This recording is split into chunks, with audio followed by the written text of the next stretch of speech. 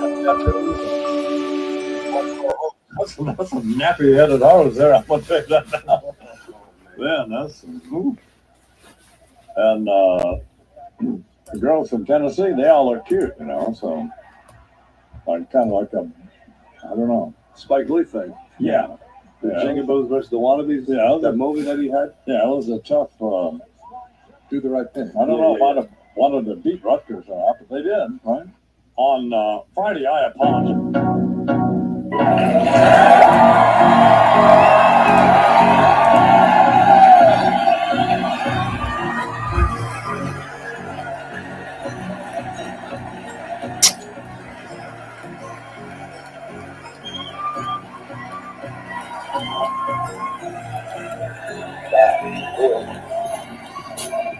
What's going on, guys? How you guys doing on this beautiful, beautiful Sunday?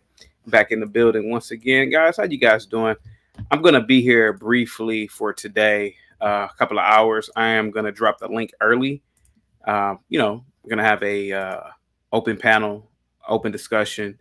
Gonna talk about this news anchor that was fired for a multiplicity of things. One including quoting Snoop Dogg's famous moniker for shizzle my nizzle. I have my opinions about that. On top of that, put a one in the chat if you know who Just Pearly Things is, or if you are familiar with her. Put a one in the chat if you're familiar with her, or Nick Fuentes. That's a big controversy. Well, there's big controversy going on about that. But before I get into the topic of discussion, I want to talk about. I want to send out positivity to everyone that is in the chat. Salute to you all. Happy Sunday. It's beautiful where I'm at right now. Hopefully, it is beautiful where you're at. I don't see a cloud in the sky. Nice, and where I'm from, 50 degrees is like the summertime. Guys, put a one in the chat. Also, if you've gone out and run today, if you walked, if you just enjoyed nature. Oh, we already have somebody already on the panel. Wow, that was pretty fast, actually. Wow. Okay. Okay. Well, all right, let me bring this person up real quick. Give me a second. Let me bring him up. Salute to you, sir. Nigger, nigger, nigger, nigger, nigger, nigger, nigger, nigger, nigger, nigger, nigger, nigger, nigger, nigger, nigger, nigger, nigger, nigger, nigger. Yeah. Is that it? Oh, okay. Hey, man. Hey, this is open panel. Free speech, man. Hey. Can't knock it. Can't knock it. Free speech. Let's see here. Let me let me send up my positivity to everybody, man. Hopefully, we get some more people to call in. Salute to everybody that has called in. Guys, bombard the chat with questions or concerns, comments. If you can, go back to the last video I did, which was a few days ago, and I miss all of you guys. Sorry for being gone for a few days, but I'm back. I am back. Excuse me. I'm back. Let's see here. Who is in the chat? Artie, what's up, man? Artie says, I was going to email you about this. Glad you are doing this topic, CT. Oh, me too, man. I'm totally glad that I'm doing this topic, man. I wanted to talk about it. Oh, give me one thing. Let me see. Let me put a poll question. Do you think Just Pearly is correct? Okay, that's my poll question for today. Do you think Just Pearly Things is correct? Nevertheless, Artie, salute to you, man. Positivity is definitely coming your way. I hope all is well with you and yours. What are you doing on this good day? Are you exercising? Did you get out and run? Did you get out and walk? Have you studied something? Let me know, man. Let me know. Do you know who Just Pearly Things is? And also, yes, I read your mind about the topic about the news anchor. I'm going to get into that in a minute. We got Rich520 in the building. Says, no way, ... Salute to you, Rich. Positivity is definitely coming your way. I hope all is well with you and yours. Please hit that like button, guys, and share the video. We got Richard in the building. Salute to you, Richard. Positivity is definitely coming your way. I hope all is well with you and yours. Salute to you. Oh, wait a minute. We got Rock in the building. Give me 1 second. Hold on for 1 second. I'm just making sure this isn't a porn bomb. Give me 1 second.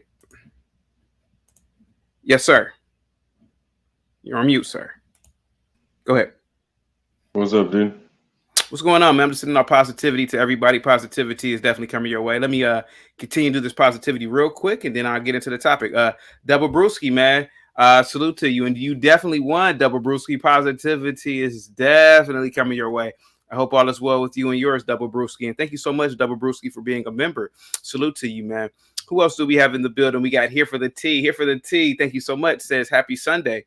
Positivity is definitely coming your way. Here for the tea. I hope all is well with you and yours. Guys, we got Rock in the back. I'm going to get to him in a second.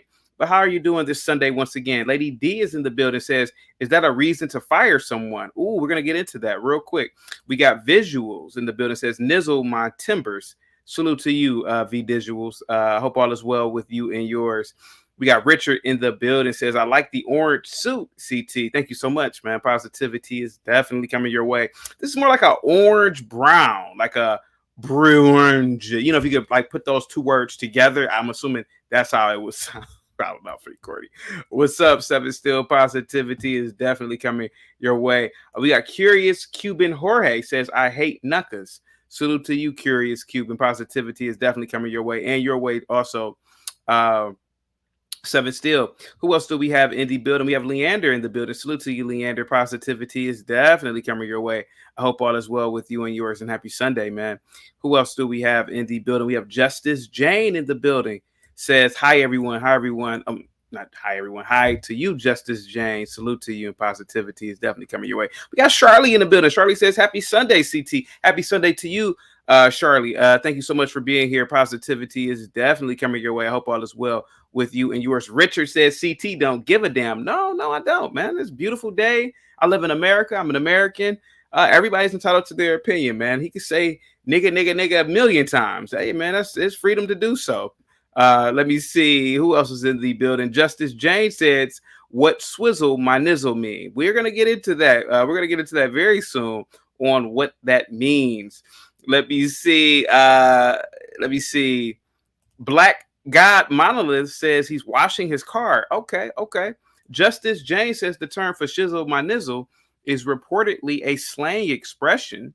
It is often used to describe the phrase for sure, my friend, in an informal way. Thank you so much, Justice Jane, for putting that in the chat. Guys, please hit that like button. Please subscribe to the channel if you will. Positivity is definitely coming your way, guys. Hit that like button if you will. Also, guys, we're going to be discussing again. We're not going to be here that long, though, today, but we're going to be discussing this news anchor I'm going to get into, and I'm going to discuss the Just Pearly situation. We got Jesse in the building. Says, what's up, CT? Positivity is definitely coming your way, Jesse. I hope all is well with you and yours. I'm sending out positivity at the speed of light. Hope you get it very soon. Well, you're going to get it very soon because we're on Earth, and you're going to get it instantaneously because positivity travels at the speed of light. But if you were orbiting like Mars or something, you probably would get it like a minute later. Let me see. Damn the Luck says, what shall the show change today? Let's see, tune in and like. Thank you so much, Damn the Luck. Positivity is coming your way. And I think I'm going to send out one more positivity. The Honeycut says St. Louis, Missouri, reporting for duty. Thank you so much. JQ, you are the member of the day, by the way. Positivity is definitely coming your way. If any mods are in the chat, please make it be known that JQ is the member of the day. Salute to you, JQ, for being member of the day. Let's see who else is in the building. Okay. I got a good story to talk about today real quick, and I'm going to get to Rock in a second. We got a story out of Mississippi. TV news anchor taken off air after quoting Snoop Dogg during broadcast. Let me play the video first. The video is actually really funny. Let's see real quick. Have a Snoop Dogg tattoo on her shoulder. A shizzle, my nizzle. Before we know it, she'd have a Snoop Dogg tattoo on her shoulder. A shizzle, my nizzle. I'm telling you. Julie, what you think about that?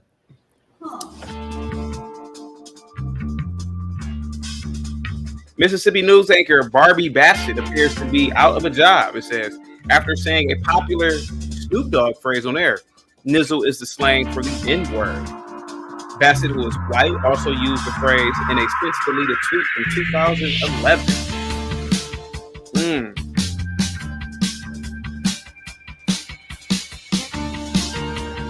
don't know if I that's don't think she should have fireable been fired because for that. it's for shizzle my nizzle. She might not Snoop even know does what it. nizzle means, yo.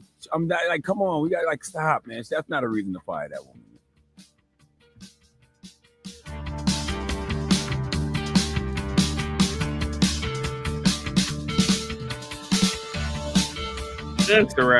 Interesting.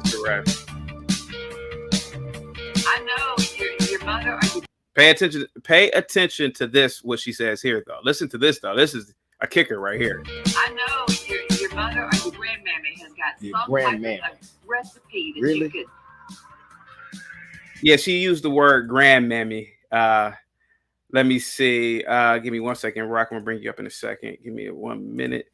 Let me go back to the article. A Mississippi morning news anchor appears to be out of a job after saying a popular Snoop Dogg phrase on air earlier this month.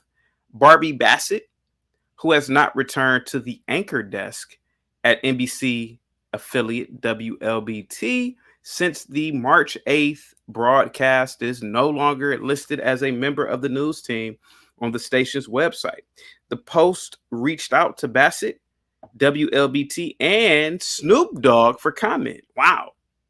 As I am sure you understand, WLBT is unable to comment on personal matters. The station's regional vice president, Ted Fortenberry, told the Post in an email statement Sunday.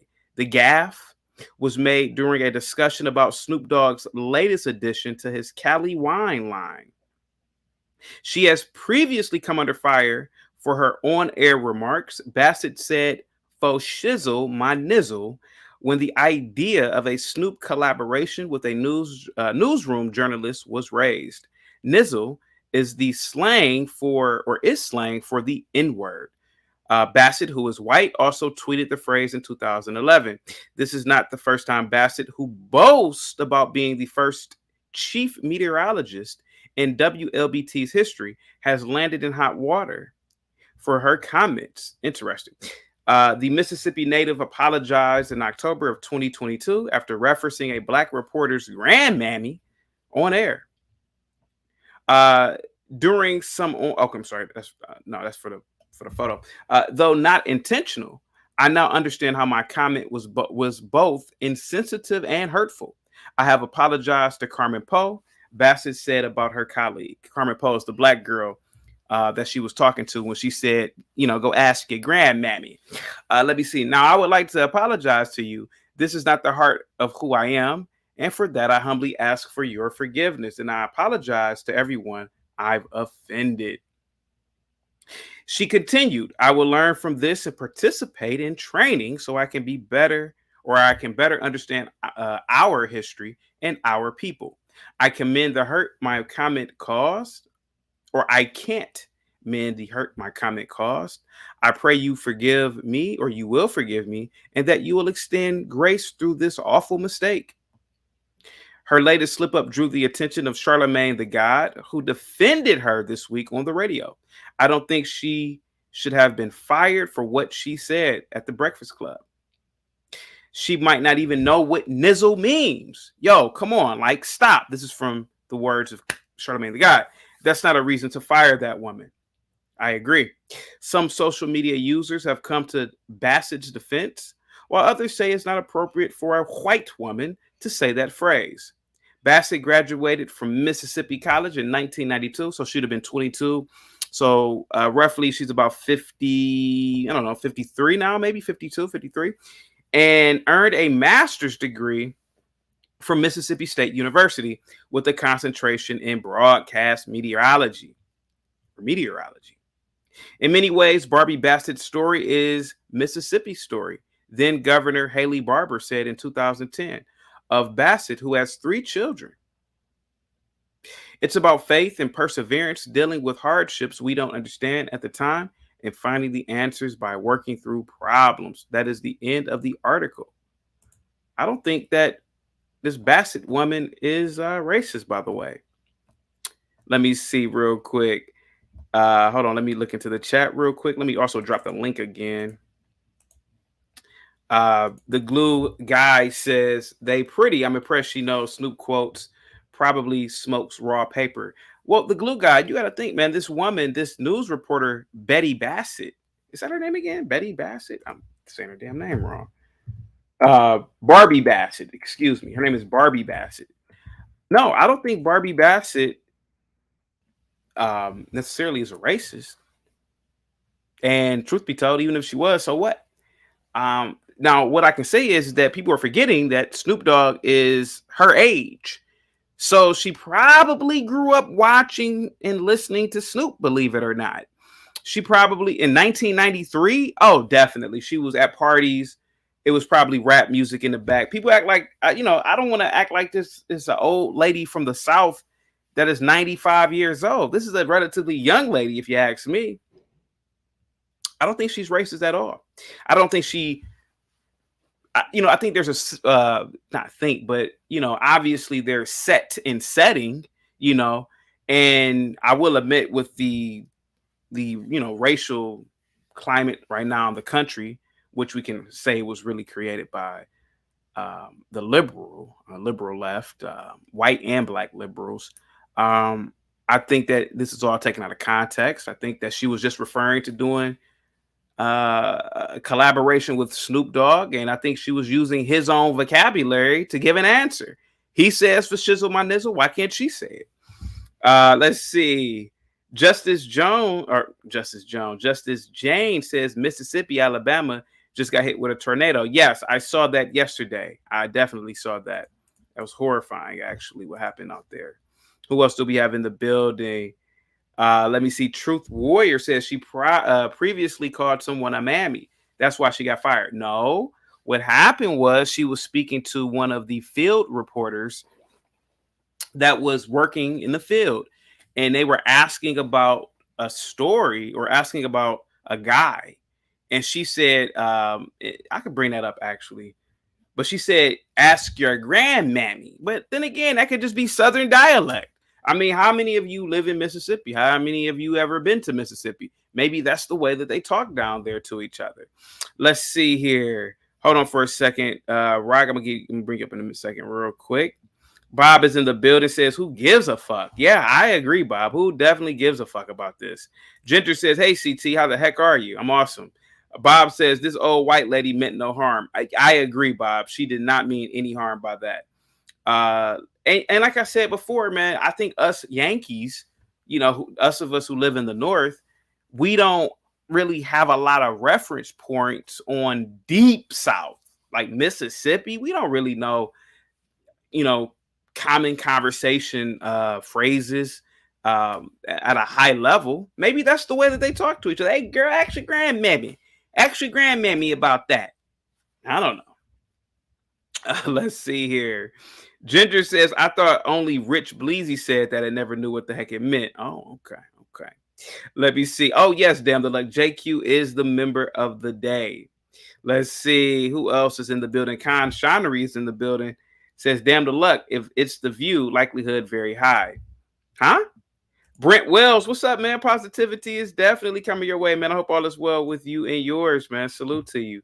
Who else do we have in the building? Guys, please bombard the chat with questions and or concerns. Hit that like button. I'm really glad that you guys are here today. Really appreciative of you guys. Thank you guys so much for all you do and all the support that you give to the channel. Let me see. Damn the luck says Martha got prison cred and black eyes. Martha said the same thing. I had no idea. Travel One is in the building. Salute to you, Travel One. Positivity is definitely coming your way. I hope all is well with you and yours. Let me play this video one more time. Let me see. I think, if I'm not mistaken, I think Black Conservative Perspective did a video on her, and he has the video as well. Let me see. I'm pretty sure he did a video on it. If it wasn't him, it had to have been Officer Tatum, if I'm not mistaken. But no, I don't know anything about the Deep South, and I don't believe that woman is a racist. I don't believe that, again, guys, she graduated college in 93. So if you put her at 22 or 23 years old, that was 30 years ago. This lady is a Gen Xer. So she grew up in the MTV. She's an MTV kid. She looks old, but she's really an MTV kid if you really sit back and think about it. Guys, let me know how my mic is sounding too. Greg, positivity is definitely coming your way, man. I hope all is well with you and yours. Salute to you, man. Let's see, guys, what are you guys doing for the rest of this beautiful day, man? I will be on Lapeef later on tonight. It's going to be a crazy topic for tonight, by the way. I know somebody talked about this lady. I want to say it was, let me see real quick. I thought it was Black Conservative Perspective who actually talked about her. Give me a second here. Give me 1 second. I thought it was Black Conservative Perspective who talked about her. Or who talked about that situation. Yeah, it was. Yep, it was. I wasn't tripping.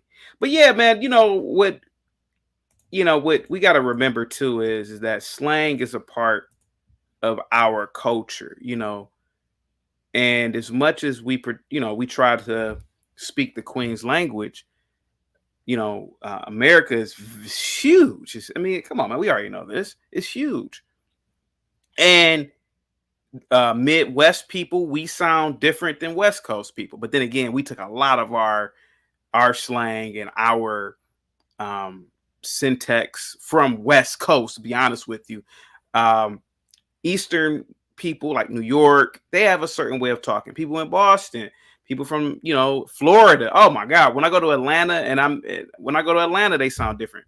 When I've been to Alabama, they sound different. And they have different words to describe different events, people, stores. I didn't know what a bodega was until I went to New York. I'm like, a what? A what? So, this lady, she's a victim in my opinion, of woke culture. Guys, stand it back for me real quick. I got to bring up Rock real quick. Give me 1 second, guys. I want you guys to stand it back real quick. I see you in the back, Afro Nerd as well. I'm going to bring up Rock, though, in a minute. So this is Black Conservative Perspective. If you have not, go over to him and subscribe to his channel. He's one of the greatest, if not the greatest, conservative content creator on YouTube. But let me see what his take is. So we got to talk about a story that is flying under the radar, but I want to talk about it because it's just another ridiculous story about how our society has become so soft and sensitive, and how certain people just have to walk on eggshells when it comes to the things they say, while other people don't. This clip, and you guys can determine whether or not you think what she said was racially insensitive. Take a look.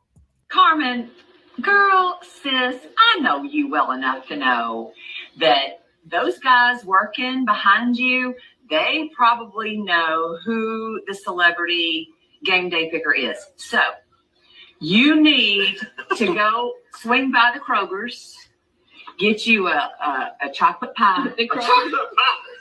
A chocolate. Well, pecan pie would be just fine. And you need to go offering it to some of those guys working behind you. Get the scoop. And see if you can get the scoop from one of those for return.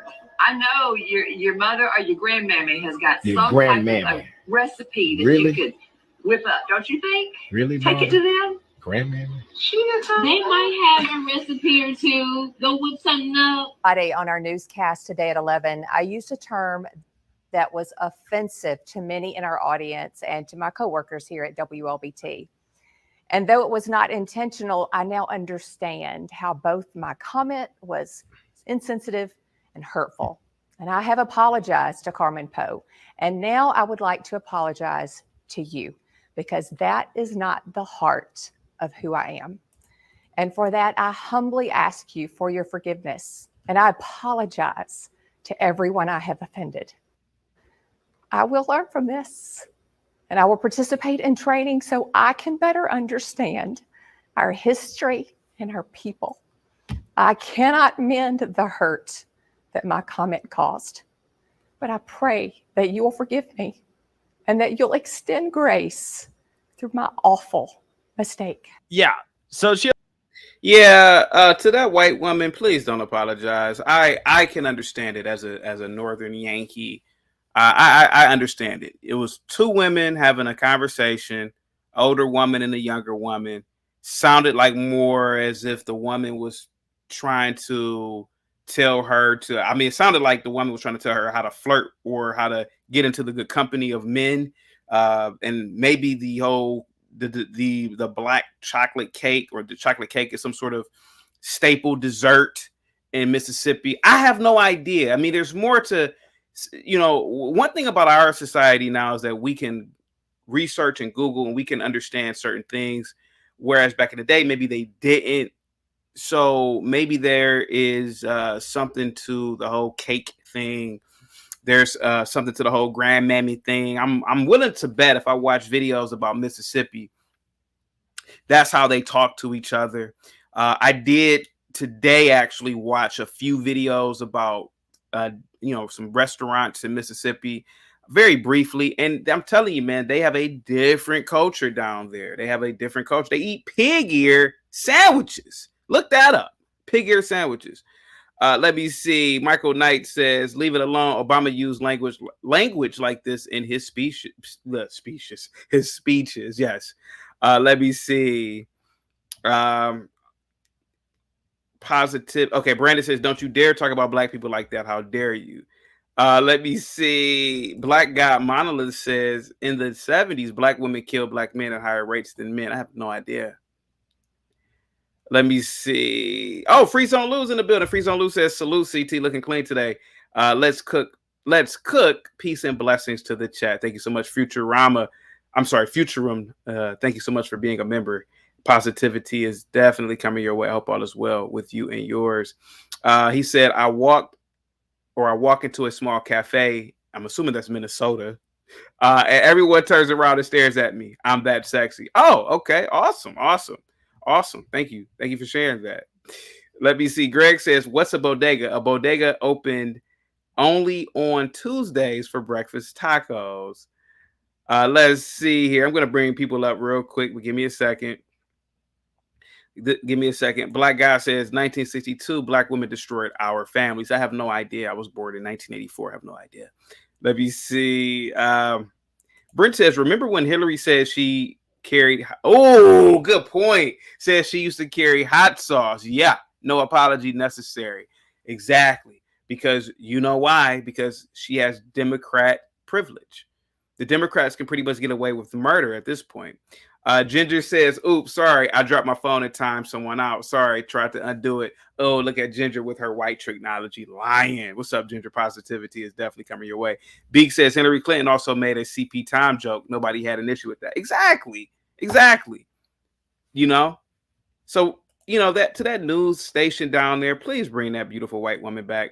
Rock, Afro Nerd, let's talk about this situation with that reporter. Let's talk about just pearly things. Go ahead, Rock. You were here first, so you can start it off. Go ahead, Rock. You got the floor. I think it all boils down to that they're trying to change language, and to the point where nizzle is now means a derogatory term other than friend. They think for sizzle, my slave. That's what they're thinking. For sizzle, my derogatory term. They're taking it as like it's bad. I'm from the South. I'm from Florida, crazy Florida. Okay. All right. I live in Texas. There's different language in Florida. There's different language in Texas. There's different language in New York. Yeah. Grandmammy is something that my white grandma says. Yeah. She's just from the South. She says that. Yeah. It's also a showing of them showing that there's one rule for them and one rule for, us. Basically, Biden can say, if you don't vote for me, then you ain't black. Right. And still become elected. Yep. But this lady says something positive. If I remember correctly, this news story is about Snoop Dogg selling weed. And she was like, she said something about it. Yeah, somebody mentioned something about a collaboration. And she responded for shizzle my nizzle. And he would love it. He would love that. He would love it. Yeah. Even if you don't smoke weed, you probably like Snoop Dogg. Yeah. As long as you're not too much of a, anti anything that's not what you like. Right. Yeah. And that's what the problem we're having with is these people that are anti everything but what they like at the time. Yeah. Because they used to like Elon Musk. Now they don't like Elon Musk. Just like they used to like Trump. Oh, dude, Trump in the hood? Everybody in the hood loved Trump. Yeah. I guarantee you they didn't fool anybody in the hood when there's all this voting stuff. Everybody in the hood, the real true like dudes that are doing stuff, you think they're having time to go vote? Come on, man. Yeah. Like the real hood dudes don't vote, bro. Yep. They like I don't think most black people vote. But you know what happened was they registered that one time, and that local leader, just like here in San Antonio, this is an actual case. She got arrested for selling votes. Yeah. Because she had such of a network of people who she registered over the years. She kept their information and sold votes at $8 a piece to people. Mm. This is something that's happening all across the country. Just the other day, it happened again in California. I can't remember the exact city, but someone got arrested for basically the same thing, using other people's. It was a Pakistani national that was over here from Pakistan, and he was going around to his own people and making them vote for him.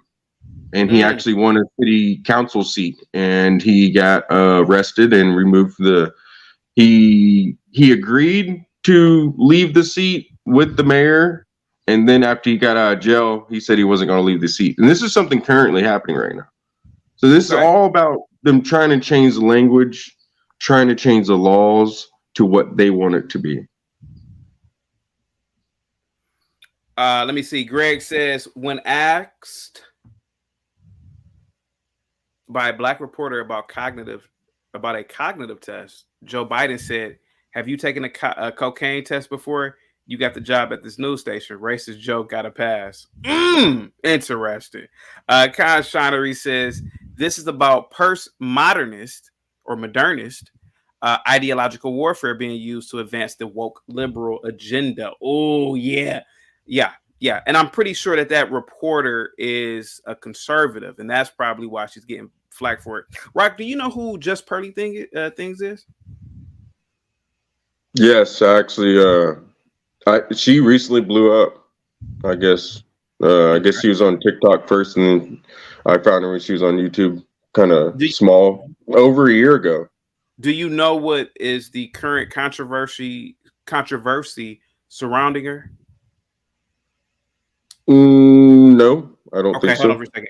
Afro Nerd, what's up, man? Hey, what's up? What's up, man? What's going on? You want to speak on the Just Pearly situation? Well, we could do both actually, because I think they're kind of related in a funny way. Okay, so the way I think is very multidimensional, right? Yeah. I just heard about the story from you. Kudos to you with the woman that was taken off the air. Yeah. So let's look at it multidimensionally. Nizzle is a derivative of the light A N-word. You have the hard R and the light A, and you have Nizzle. Yeah. So all of it is madness. So when you say Nizzle, right? Snoop Dogg, we can't even really talk about how he fits in as a company spokesperson based on his persona. So I like Snoop Dogg. I'm not going to be a hypocrite and say I don't have some of his catalog. Yeah. But the thing but we have to be honest about who he is. He would fall in line with being a neo minstrel. Yeah. He fulfills certain stereotype. He's pimping, he's pot smoking, and all of these things, right? Yeah. So he's been allowed to be a pop cultural icon. He too is worth hundreds of millions of dollars. So he's been acceptable. He's very acceptable as a corporate spokesperson. Yeah. So when these terms that he's been put out there as fodder, because even when you say the N-word, which is very ubiquitous in the lexicon of rap music, that word has been commodified for the last 35 years, and black folks don't really want to address it. We've seen all kinds of hip hop artists that have literally invited their white audience members to say the word with reckless abandon. Yes, sir. Rich Homie Quan, Many people remember him? Well, Yeah. he would invite people on stage and recite his lyrics, and he would get jazzed about that. Um, Kendrick Lamar would also do this, but then he would kind of give them a smack, like a playful smack, when he would do that. So Yes.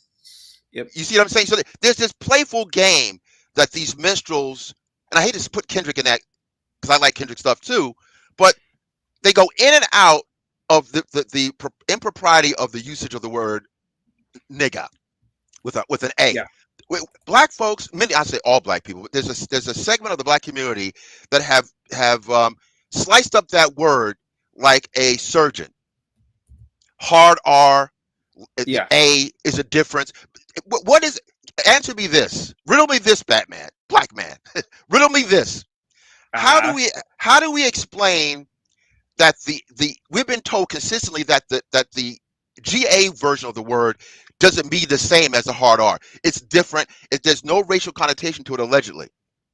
So if you're operating that way, then we're being told, and whites are being told, well, that's not as significant as the hard R. They will tell you, black people tell you, well, how did he say it?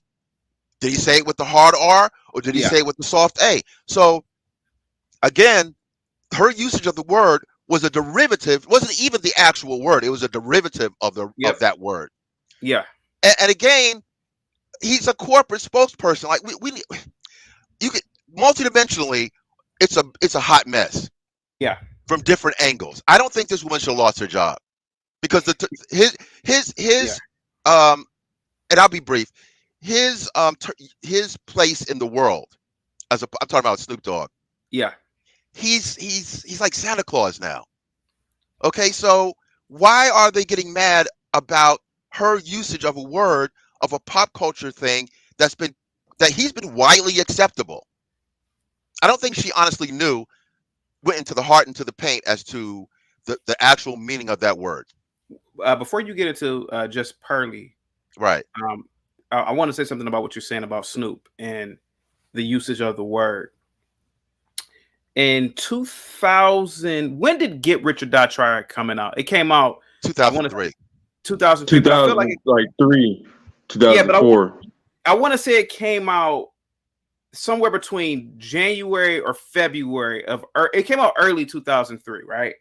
So I was I swear, you know what? Honestly, I swore Get Rich or Die Trying came out my junior year of high school. But nevertheless, I graduated high school in 2003. My school, my guidance counselor set up a day trip, and we spent the night at eventually the school that I would end up attending. So we stayed at this. So it was me and a group of kids. We were all in high school. We stayed at this, and I don't know why the school allowed this, but we stayed at this fraternity house. And there was a black guy that was a part of this. It was a white fraternity, but it was a black guy who was one of the most popular members, ironically, of this white fraternity. So we stayed at this house with him. And that night, he took us to all of these house parties, fraternity house parties. It was a group of white girls who attended the school. They were, obviously like sophomores, juniors, or whatever. 21, 20-year-old white girls. They were in there. Oh, they loved they knew every verse of Get Rich or Die Trying, right? Imagine if somebody was recording them, and now 20 years later, these girls are in corporate America, and somebody said, hey, I got you 20 years ago saying nigga this, nigga that. I feel like it's the same way with this woman, Barbie Bassett. This woman may look old, but she's no different than she's a rap. She grew up in rap culture. She grew up in the MTV generation. She grew up listening to Snoop Dogg, if you ask me. So I think that we're forgetting that this lady isn't some 99-year-old woman. This is a 53-year-old woman. This woman is a part of rap culture. And this is what I'm trying to get at here. This is the result of rap culture.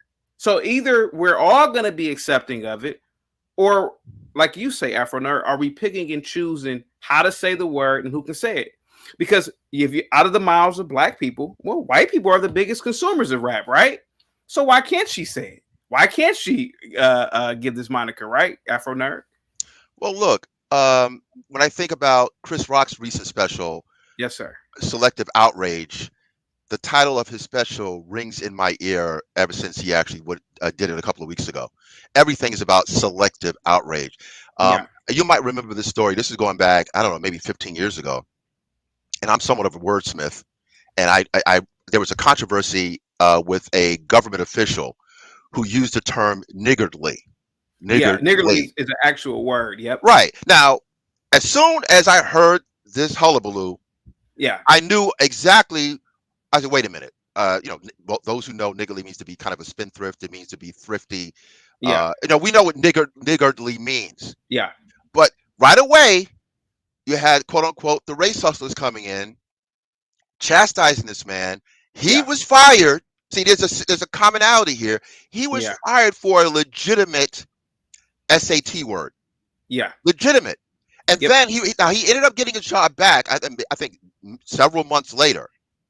But it was embarrassing because it made it positioned black people to be so hypersensitive that they jumped on this man for using a word that is a legitimate word that has nothing to do with the quote unquote N word. And I was more embarrassed that, you know what it really says, that many of us are not intelligent enough to kind of know that this man used the word correctly and has nothing to do with the pejorative N word. It's very similar circumstances. When I was a kid, Efron, you watched Star Trek Deep Space Nine? Come on. Of course. Okay. There was a scene where not Damar, Garrick. You remember Garrick, of course, right? You know, Garrick, this was season 7, and Garrick's this is when they were hiding out at his childhood home. When the Jemadar started to pretty much destroy the entire the cities or whatever, and he was working on something, and his the older woman that was supposedly his childhood caretaker, who was still taking care of his childhood home, she was hoovering over him, and he said, "Stop you're niggling me." So, you know, of course, as a kid, you hear this word, you say, "What?" So I went and looked it up in the dictionary, and I said, "Oh, this word just means someone who's annoying at the time." Right. But see, what spin doctors would do, if that was, you know, back in the 90s, it wasn't woke culture. We actually went to go research things and look things up. What spin doctors or woke spin doctors would do is they would take that and say, "Well, they're being racist. Why did they use that word?" It's like, no, that is a collegiate word to use. And if you watch Star Trek, especially back in the day, they use high level vocabulary when they were speaking, and I thought that was always good. But so that's a perfect example of what you just said. Yeah, you're literally banning a word Yeah. that is spelled slightly differently than the N-word pejorative, but because it's so close to this word, well, we might as well get rid of bigger, Yeah. with a B. I mean, you know, we can get into this. We can get to the real absurdity. So, again, this is where we are. And I when I emailed you earlier, I thought about the connection between this and Pearl Davis. Okay. So to your listeners and your viewers, Pearl Davis is a burgeoning YouTuber. I mean, she's quite popular. Yeah. And I ironically, I observed her early on when she wasn't where she is now. So she essentially kind of started out as a caller to Kevin Samuels. Yeah. Right. So there was an exchange between her and Kevin Samuels, and she kind of learned, or maybe she had some kind of epiphany with the exchange with Kevin Samuels, and started kind of, we're led to believe she understood the manosphere, how men think. So somehow I'm assuming she made that pivot. She learned manosphere lingo and got into it deeply enough. And also, there's another thing too. When she started out as a YouTuber, she was also her brand was this white woman observing blackness. You know, I'm the the real white woman, even phenotypically, she's not a Kardashian kind of white woman. She's like Irish white woman, German Irish kind of white woman, young, and she's observing these blacks. Yeah. So that was the hook. And then she comes from a moneyed background, which she's disclosed. She comes from a very large family, and her father is a self-made multimillionaire. So she comes Oh, really? from I didn't know comfortable. that. Oh yeah, no. She comes from money. That's something she's put out there. Okay. Large family, I think somewhere near Illinois somewhere. So anyway, she's also an athlete. Now she's getting her master's in England, in London, and she was able to pretty much craft her own universe off of the teachings of Kevin Samuel. So Yeah. she has a certain comfort with black people, and she has her employees. I'm trying to use a kind word, but her employees with her universe are predominantly black, as is the audience. Yeah. So I was looking at her and listening to her, and I didn't see her that much different than any other manosphere, even though she's a woman. She's in a manosphere, but she's also kind of particularly in the black manosphere. Yeah. Once she shot up after Kevin Samuels passes, and she was able to get close to now it's 1 million plus subscribers. Yeah. She's all over the place. She's a big YouTuber. Yep. Yeah, and that all happened within about a year. And hey, what happened? Somebody give me 1 second. DL says Hello? niggardly is an Hello? adjective meaning stingy or miserly. Niggard is a 14th century derivative or derived from the 14th century Middle English word nigan or nigan. Chaotic, I think you're buffering. You say I'm buffering? Let me know, guys, if I'm buffering. I can hear you. Okay. Let me see. Which is probably derived from the Old Norse. Oh, I don't know that word. I'm gonna look it up though. Thank you so much, Dio. Let me see. Michael Knight says black culture for the last 40 years is in Hollywood and mainstream music have been portrayed as immature, uneducated, undisciplined, and violent. In general, black people don't care about positive things. Afro Nerd, I think you were the one that was buffering. Afro Nerd, you there? Yeah, I'm there. Okay. So Afro Nerd, real quick. Yeah. So for people who don't know just Pearly Things, you did a good. I'm trying to find the actual video, but they've taken it down. Mm-hmm. But basically, she was interviewing Nick Fuentes, a controversial quote unquote white supremacist. I don't believe he's a white supremacist. I believe he is a white realist, like I'm a black realist. He mentioned that he doesn't believe in race mixing, which I can't knock him for that. And a conversation got on basically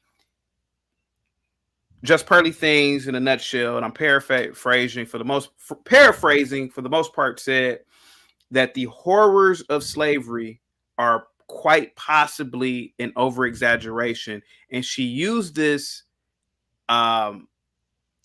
She used Alex Haley as evidence of this with his book Roots. And for all of us who are familiar with the book Roots or the TV series, it's nothing more than mostly fiction, like a lot of slave movies are. They're fiction.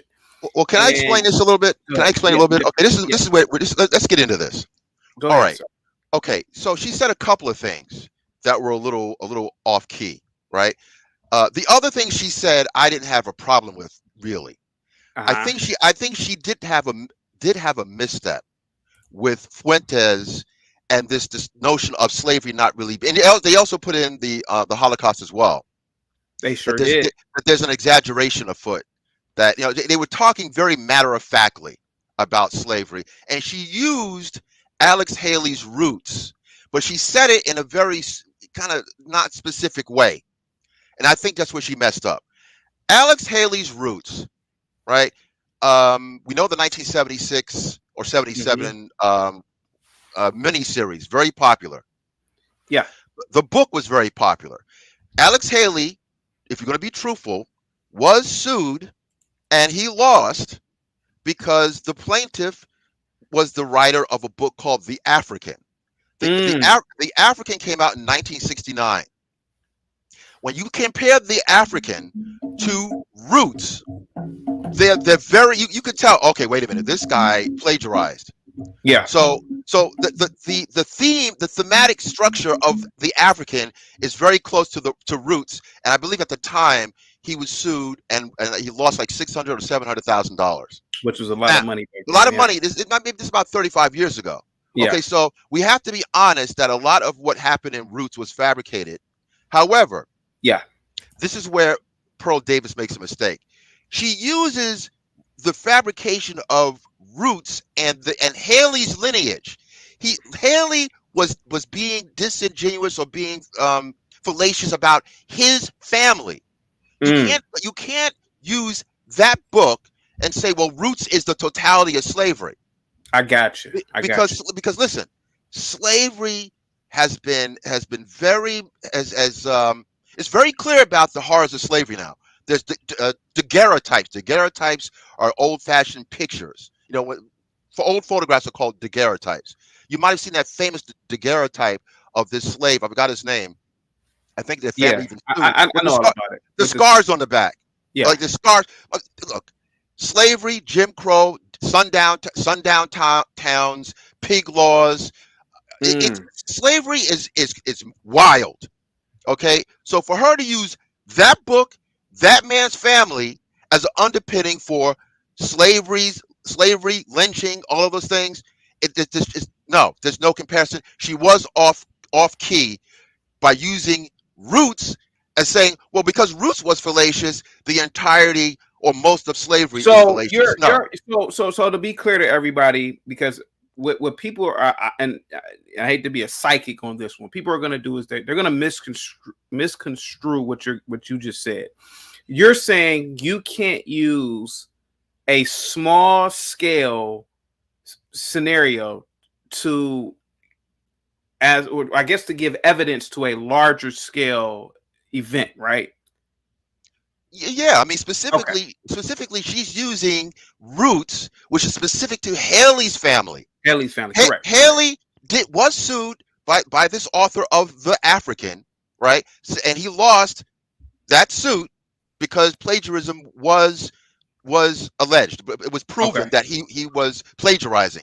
But that his inability. Look, when he did this book, that was at a time where we didn't have DNA testing, and even with DNA testing, they can only kind of make a cloudy regional assumption as to where ADOS lies with Africans. Okay, but this is before that, so I'm not really going to get on Haley because he did do something that was necessary in a sense of using this mythology. Let's not condemn him because mythology has been used from the past to the present in trying to get a point across. So he used mythology, his personal family, to underpin the horrors of slavery. But we have real life pictures. We have, I mean, there's a mountains of evidence. Really? There's there was and I'm not fully with wokeness, and I think we can get into that. Wokeness is separate from blackness. That's a separate thing. But I can't recollect the person's name, but there was a statue that was taken out of Central Park, a statue of a surgeon during the slavery period that is considered the father of gynecology. Afro nerd. Right. I got to read super chats. We got a lot of people on the panel now. I want to finish that one thing, and just because it's important. Okay. But go ahead. Let me finish. So anyway, this statue was taken of this early gynecologist, and he would use enslaved African females without anesthesia, like he would with an animal. So in other words, some of the things that we see in gynecology today are based on what this doctor did during the antebellum period, right? But working on human beings without anesthesia is next level. That's just one of a myriad of stories about what slavery is about. You can't just say, oh, well, slavery wasn't quite that bad. No, slavery was really bad. And if you're going to talk about Roots was fictional. Don't use Roots as a jump off to discuss the entire horrors of 400 years of servitude. No, you can't do it. Okay, hold on for a second. Afro nerd. Big Ant, thank you so much, man. Big Ant, I really appreciate you, man.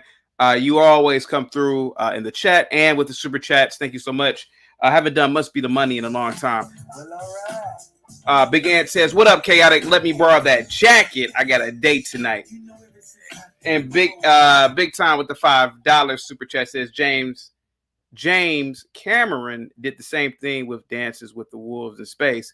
Have you heard about the movie Avatar? Yes, it's a great movie. HB says, this guy talks so much to get to the point, sir. Come on, man. I do have to ask you a question, though, Afro Nerd. Sure. Are you also saying that these... Okay, would you agree that the very same what we can call questionable medical practices were also done on other groups of people during other events in history as well? Like, for example, the Holocaust. Yeah. I mean, this. Look, I don't think there's a question about. Mm-hmm. We don't have to look at black people singularly. Yes, two things can coexist. Okay. But can we talk about black specific things without having to bring in other folks? I mean, this is a specific black thing that happened, and that doesn't make it less or more than somebody else who went through some horrors. I mean, it is what it is. Okay. Rock, you wanted to get in here real quick, and then we're gonna get on to yes, sir.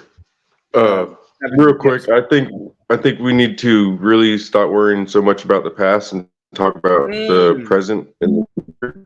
And another thing is that there is more slaves in Saudi Arabia and UAE than America ever had. There's actually more black slaves over there in Saudi Arabia right now. Black slaves, descendants from the slaves when everyone else had slaves right now. And no one ever, I'm so tired of worrying about stuff that doesn't affect me at all. Because if I would have done that my whole life, I would still be where I was born at, not doing anything around a bunch of people that just want to rob and just do stupid stuff. Okay.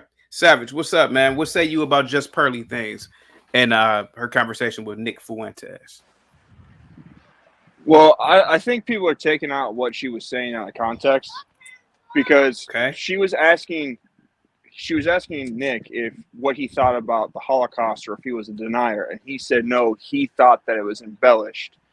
And she clarified by saying, like, you don't think some of the things happened, and then she made the comment about slavery and roots. So she was correlating his ideology with what he was saying to other things like feminism. That was the train of thought. She didn't say because Roots was fake or it was plagiarized or whatever it was, that she was just saying a lot of things are exaggerated to make bad things worse. And she correlated to other things is the point. No one's taking, all the people that are doing clips about it aren't taking that into consideration. They're taking what she said out of the context because it was prefaced by the Holocaust comments. Okay. Should she be canceled? No. Okay. I didn't think you said that. What's up, Mark? Salute to you guys. Please go subscribe to Mark Nash. Let me get Tarus in here next. Sir, what say you about Just Pearly Things, my good sir? Hey, hey, CT. Hey, everybody in the panel. Nice seeing you guys. I guess my take's a little bit different. I really don't care about conversations with controversial people. I think it's necessary. My whole issue with Just Pearly Things, because I watched the entire thing. Okay. If you're going to have a known white supremacist on your platform, you should probably give some pushback. That's my problem with what Just Pearly Things is. I don't have a problem with having conversations with people with completely different ideas. I mean, good Lord, we got the, how else do we break into echo chambers to get to know each other? But my issue is you over here with a known Holocaust denier, a known white supremacist, and let's be clear here, Just Pearly Things did this knowing that the majority of her production staff is black, it's people of color. And so you're gonna do that and then not give any pushback with a guy like that? Because I want to remind people, this is the guy, same guy in Charlottesville with the Jews will not replace us. So we keep talking about, well, it don't affect us anymore. It certainly affects him, and they think so, right? And this is the same guy who preaches the great replacement theory. And let me be clear, he wants me kicked out of this country, right? So if you're going to have a guy like that That's on the what Nick platform, Fuentes said. That's not true. I didn't know that he is said true. that. So That's not true. Go ahead, Tarus. So if you're going to have a person like that on your platform and you're going to have the conversation, that's fine. But give them pushback, because when you watch the clip, the Italian girl was giving Nick the Fuentes, giving Fuentes the business. Just Hurley things was just sitting there. That's the same thing with Adam 22 that happened with him, right? Like all his production staff, which was mostly black, left because he got Nick Fuentes on there and he just let him get that crap off. That's my only issue with. But Tarus, let me ask you a question. Could you do me a favor? Can you, while we're on the panel, can you look up when Nick Fuentes said that he wants black people out of the country? I'm not aware of that. And also, that's what the great. And also, that's the general concept behind the great replacement theory. They think that white people are intentionally being replaced. No, it's not. And I'm a black guy that knows about that. Like anti-immigration. Guys, hold on for a second. Let me just speak to Tarus first. So Tarus, let me ask you a question. What pushback would you have given Nick Fuentes? That's simple. You give guys like him the simple pushback. Why are you denying the Holocaust? How do you feel about the black people that are sitting right here that's working behind the scenes? Those sort of things. You just don't sit there and kind of laugh and joke with them. Is it possible that Just Pearly Things agrees with a lot of what he said? That's the reason why she didn't give him any pushback. I don't want to believe that, because if she does, that means she was intentionally using black people who was on her production staff, all behind the scenes, knowing that she has racist beliefs.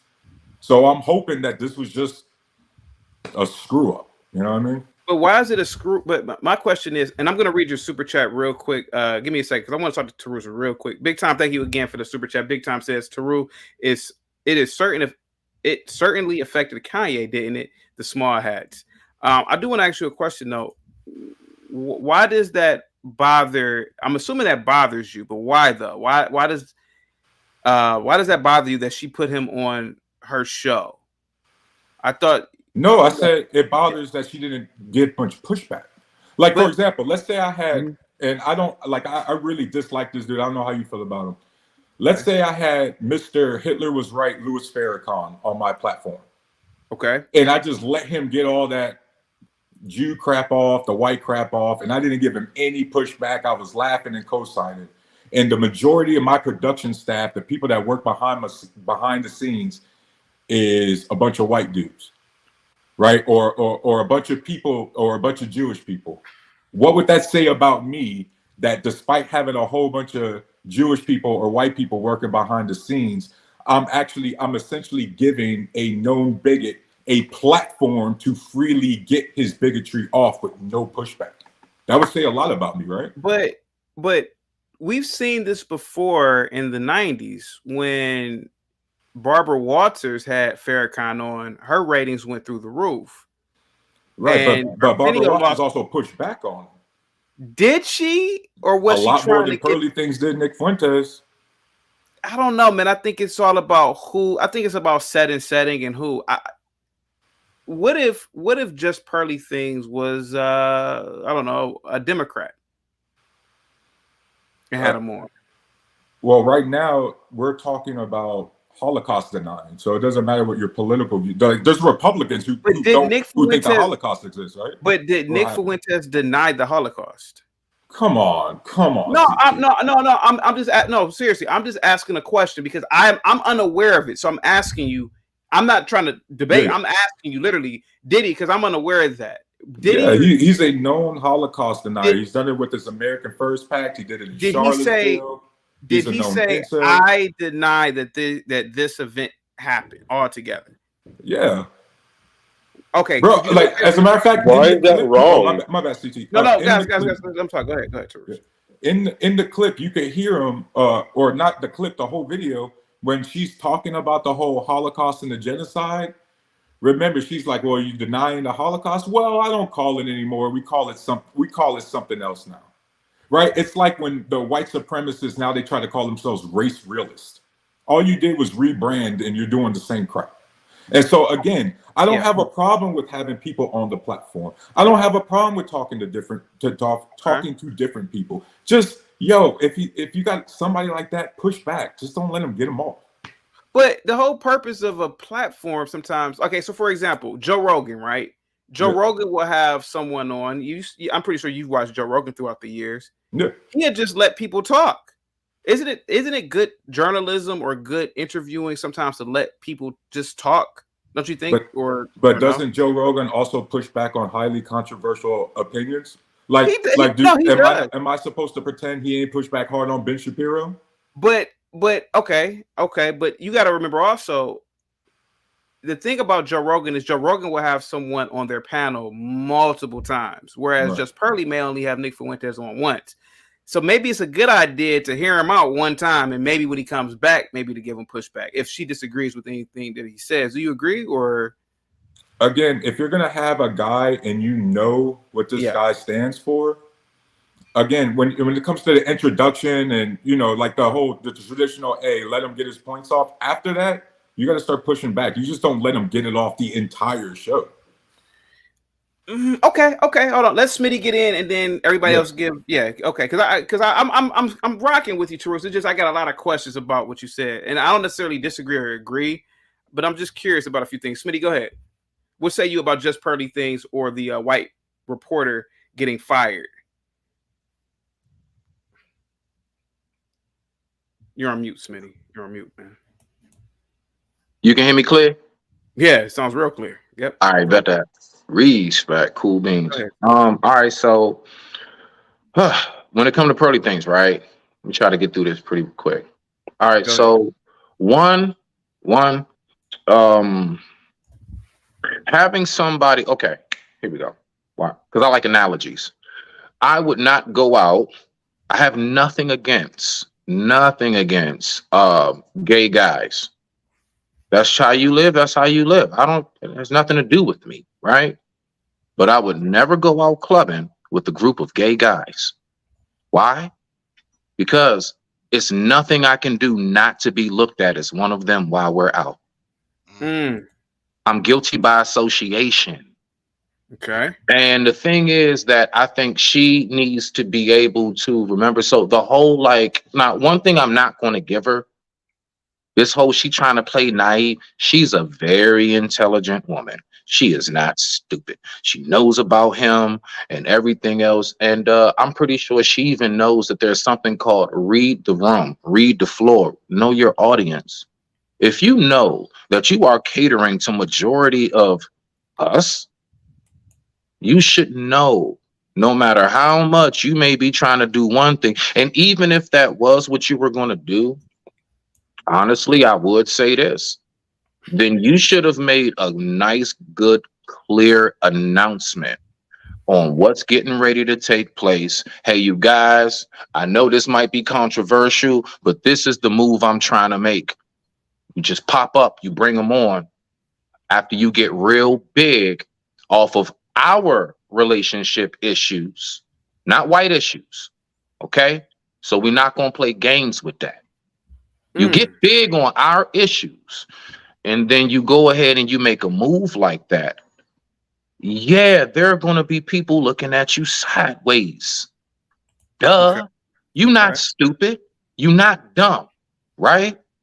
Now, when it comes to the whole should she be canceled, only thing I got to say is this, bro.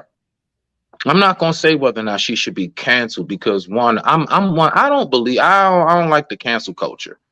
It's too aggressive.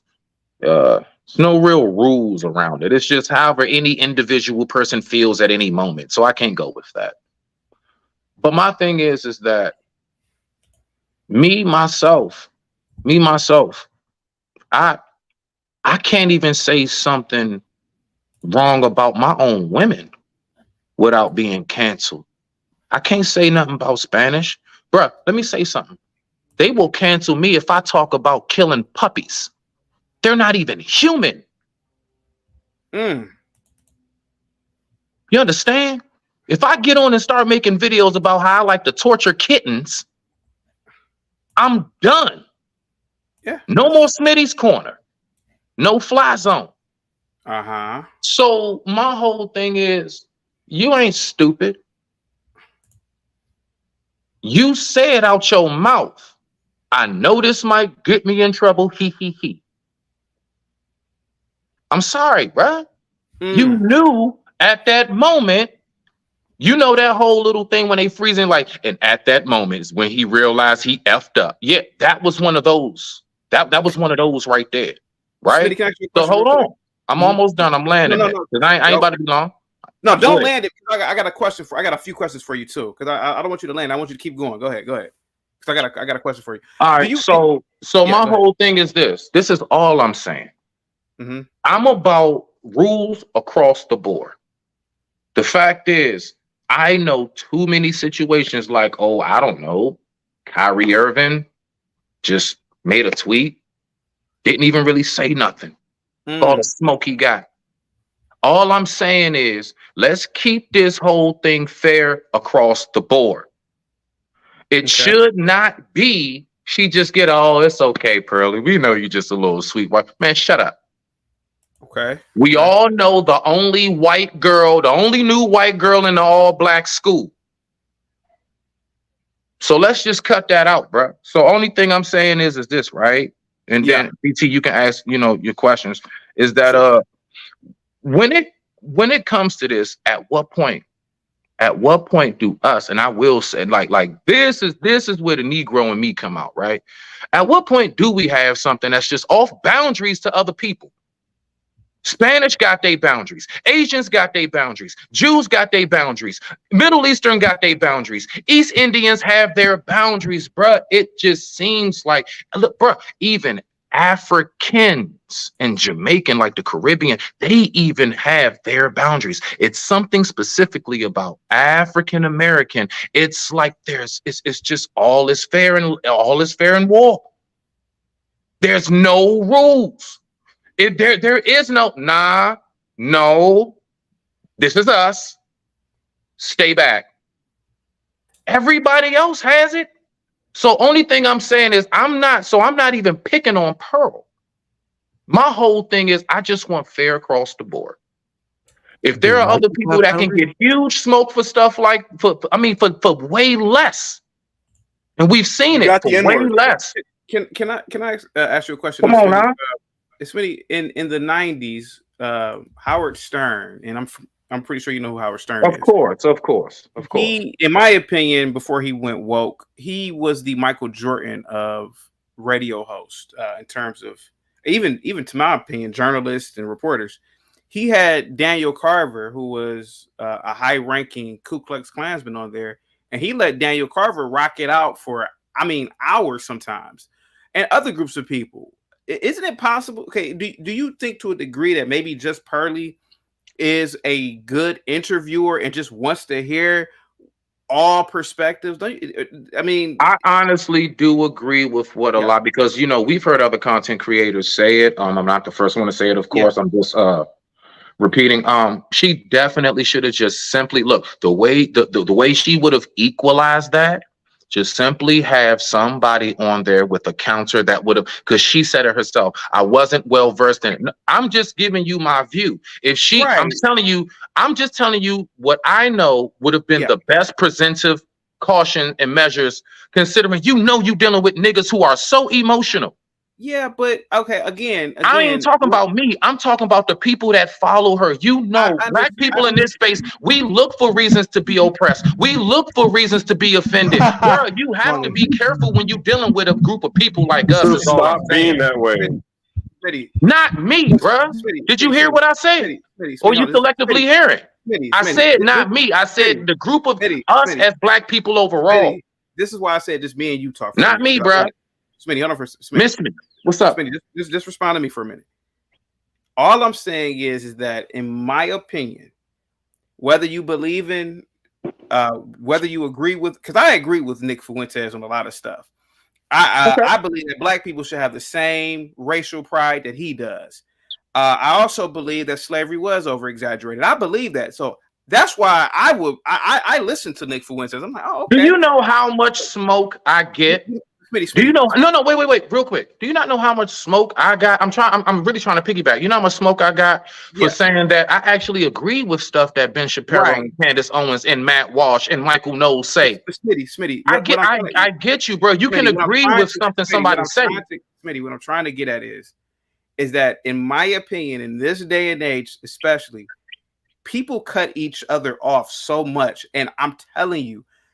Maybe just Pearly Things is onto something by just sitting there and letting him talk. There's nothing wrong with that. It's nothing. No. Right, one. It's her show. She can do what she wants. Like this is my show too. Like you getting cut off too, Smitty. What I am saying is that is it possible that maybe there is no need for somebody to counter argue him because there is no argument. I invited this guy on here because I want to hear his perspectives and his point of view. I don't care if he's the Grand Wizard of the Ku Klux The reason why you have somebody on there to counter is so when he says what he says, and then somebody else who is, maybe equal or whatever to that, whether it's politics or whatever, right? That's so we can know if what he really is saying is substantiate. Can he substantiate it? Can he back it up? If somebody actually says, well, nah, back in 1960, blah, blah, blah, blah, blah, the rape was da-da-da-da-da and everything, whatever, can he then follow through? See, that's what's important. Why do you think when it comes to even presidential debates, before the main Republican or the main Democrat, they have to go against a Republican? Why? To see, because they go back and forth. What is that back and forth about? It's really about everything you say. When somebody challenges it, can you really stand on it and substantiate it? So you just letting him rock out and with nobody challenging nothing to be substantiated. Smitty, I don't think you watched Howard Stern then, because now I'm listening to you. I don't think you did. Howard Stern. No, I didn't watch him. I said I know him. Okay, that's why. Okay, I didn't watch it. No, I didn't. Okay. Now I understand what's going on here. The genius of Howard Stern, in my opinion, before he went woke, was that he had excellent interviewing skills. He would let anybody get on a platform and talk. It is up to the people to decide if that person is right or wrong or to research. I agree. He had a guy named Daniel Carver come on there, a guy who was a high-ranking member of the Ku Klux Klan, a guy that I honestly think is prophetic. If you go back and listen to him, everything he said 35, 40 years ago has come true right now. He said that liberals will destroy cities. He said that there would be immigration problems. He said that black criminality would destroy cities too. That was 40 years ago, and everything he said came true. But he would just let him talk. There was no need for pushback. It's just that sometimes we have to just listen to people. And if a person is a fool, the audience eventually will recognize it for what it is. That's all I was saying. I get what you're saying, trust me. But Just Pearly Things is not a political commentator that will eventually host a presidential debate. I don't think that's going to happen with her. It could, but I don't think that's necessary. I get what you're saying, trust me. But whoever she has, let me just say this last part and just pass it on. And then we got to get on that. I got you. So let me make this clear. One thing about me, and that's why I was even trying to tell my brother down here in the bottom, like I'm real big on like, bruh, I don't do no whole bunch of complaining about what people do on their platform. I use my American rights and build my own platform. And I go to Smitty's Corner and I say what I want to say. And I bring who I want to bring. You see what I'm saying? So I am in that head space. But only thing I'm saying is that my whole thing is that I wonder, and I'm going to land it right here, wheels down. I wonder, is she really apologizing because she genuinely is sorry and it was cringe? I saw the video she did and, talking about how it was cringe. Or is it one of those, nah, you just sorry because you got caught? And I think that's what so all I'm saying is I'm the type, I'm going to wait. See, I'm letting this thing ride out. I don't just kind of hop on things. I like to wait, let a few things, let more stories pop up and then let it unfold itself. All right. So that's where I am. So I don't really have a dog in the fight, but I will say what she did. Oh, in this last part and the whole and they try to make it like, he wanted to make a myth for my people, Like I'm sorry, bro. Stuff like that, you can't, you know what I'm saying is it's going to bring you smoke. You got to be smarter than that. And I know she's smarter than that. So at that point, it makes me think, you ain't stupid, shawty. Was that really how you felt? I digress. My mic is muted. Thank you. Big Time with the $5 super chat says, will just Pearly Things be told she has to be re-educated like Scott Adams by the ADL? Dio, go ahead, Savage. You want to give a response? Then we got to get on to Dio. He was up next, but go ahead, Savage. This is the crazy thing. Like, the fact of the matter is she clearly didn't understand why he got canceled, and she was asking him what happened and had him walk through him getting banned, him not being able to use money, his thoughts on relationships. It was an interview. She didn't have any knowledge. Her quoting the guy that wrote Roots or made Roots, quoting him, if you get emotional about her quoting the guy that made it, that's your problem. The problem here is the whole thing he said was you need to have someone to push back. Who goes to the Muslim Brotherhood and tells them that they have to have someone to push back on their talking points? Yeah. When you see these crazy conversations about hating white people, every single time you see all these people talking crazy about hating white people or hating a certain group, you don't tell them they have to have someone to push back on their arguments. I've never heard a person on here say that any time that the black Israelites are on a corner screaming that white people are goats, that they need to have a white person. People walk up to them and push back every day. We push back endless on videos. What are you talking Israelites all the time, bro? Now you just making shit up, Savage. No. People going and doing it, and you advocating for them to do the thing that he admitted he a liberal. That was a good part. That was a good one. Go ahead, Savage. You got the floor, bro. Go ahead, man. Like, people need to quit being so emotional. Like, this whole conversation was literally about she needed to pander to us. Like, that's really what it came down to. Like, we don't like it. You need to be sorry. You need to kiss our ass. She's not even in the United States. The people that work with her are not even from America. Like, the guy that's running the booth, I think, is from Africa. Yeah. Like, they sold the slaves.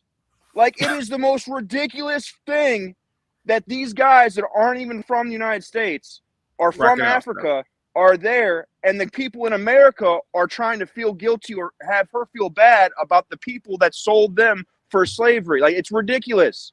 Like, they weren't mad. They weren't upset. The only people that are mad are people that are in a different country. It's ridiculous. Hold on for a second, Savage. Big Time with the $10 super chat says, Smitty and Tarus logic, every conversation on the Holocaust needs a rabbi's approval. We have been conquered. Savage, are you in support of just Pearly Things or not? Yes or no? Yeah. Thank you. I'm in support of her too. I think that is the beauty of the interviewer, is to interview and listen to the person that they are interviewing. They don't have to always give pushback all the damn time. And again, I keep saying it. That's what made just Howard Stern a great interviewer. Brandon says, hey, CT, I got a big $1 bill for you to ban Tarus for a week. Big $1 bill. Nah, for me to ban Tarus, I like Tarus. For 1 week, $500. Big Times. Oh, I already read that one. Let me get Dio up in here. Go ahead, Dio. You got the floor, bro. All right, I just wanted to say 3 things real quick. First, about what Afro Nerd said about building a mythology for the horrors of the past. While slavery was a horrible thing, building a mythology around this is the opposite of what needs to be done. When you start mixing lies in with truth, it gets very difficult to determine what's true and what's lie. And pretty soon you end up throwing the baby out with the bathwater and you just lose the whole thing. And there's a lot of good lessons we can learn from our past, but not if we mix it up with mythology. That's not where it belongs.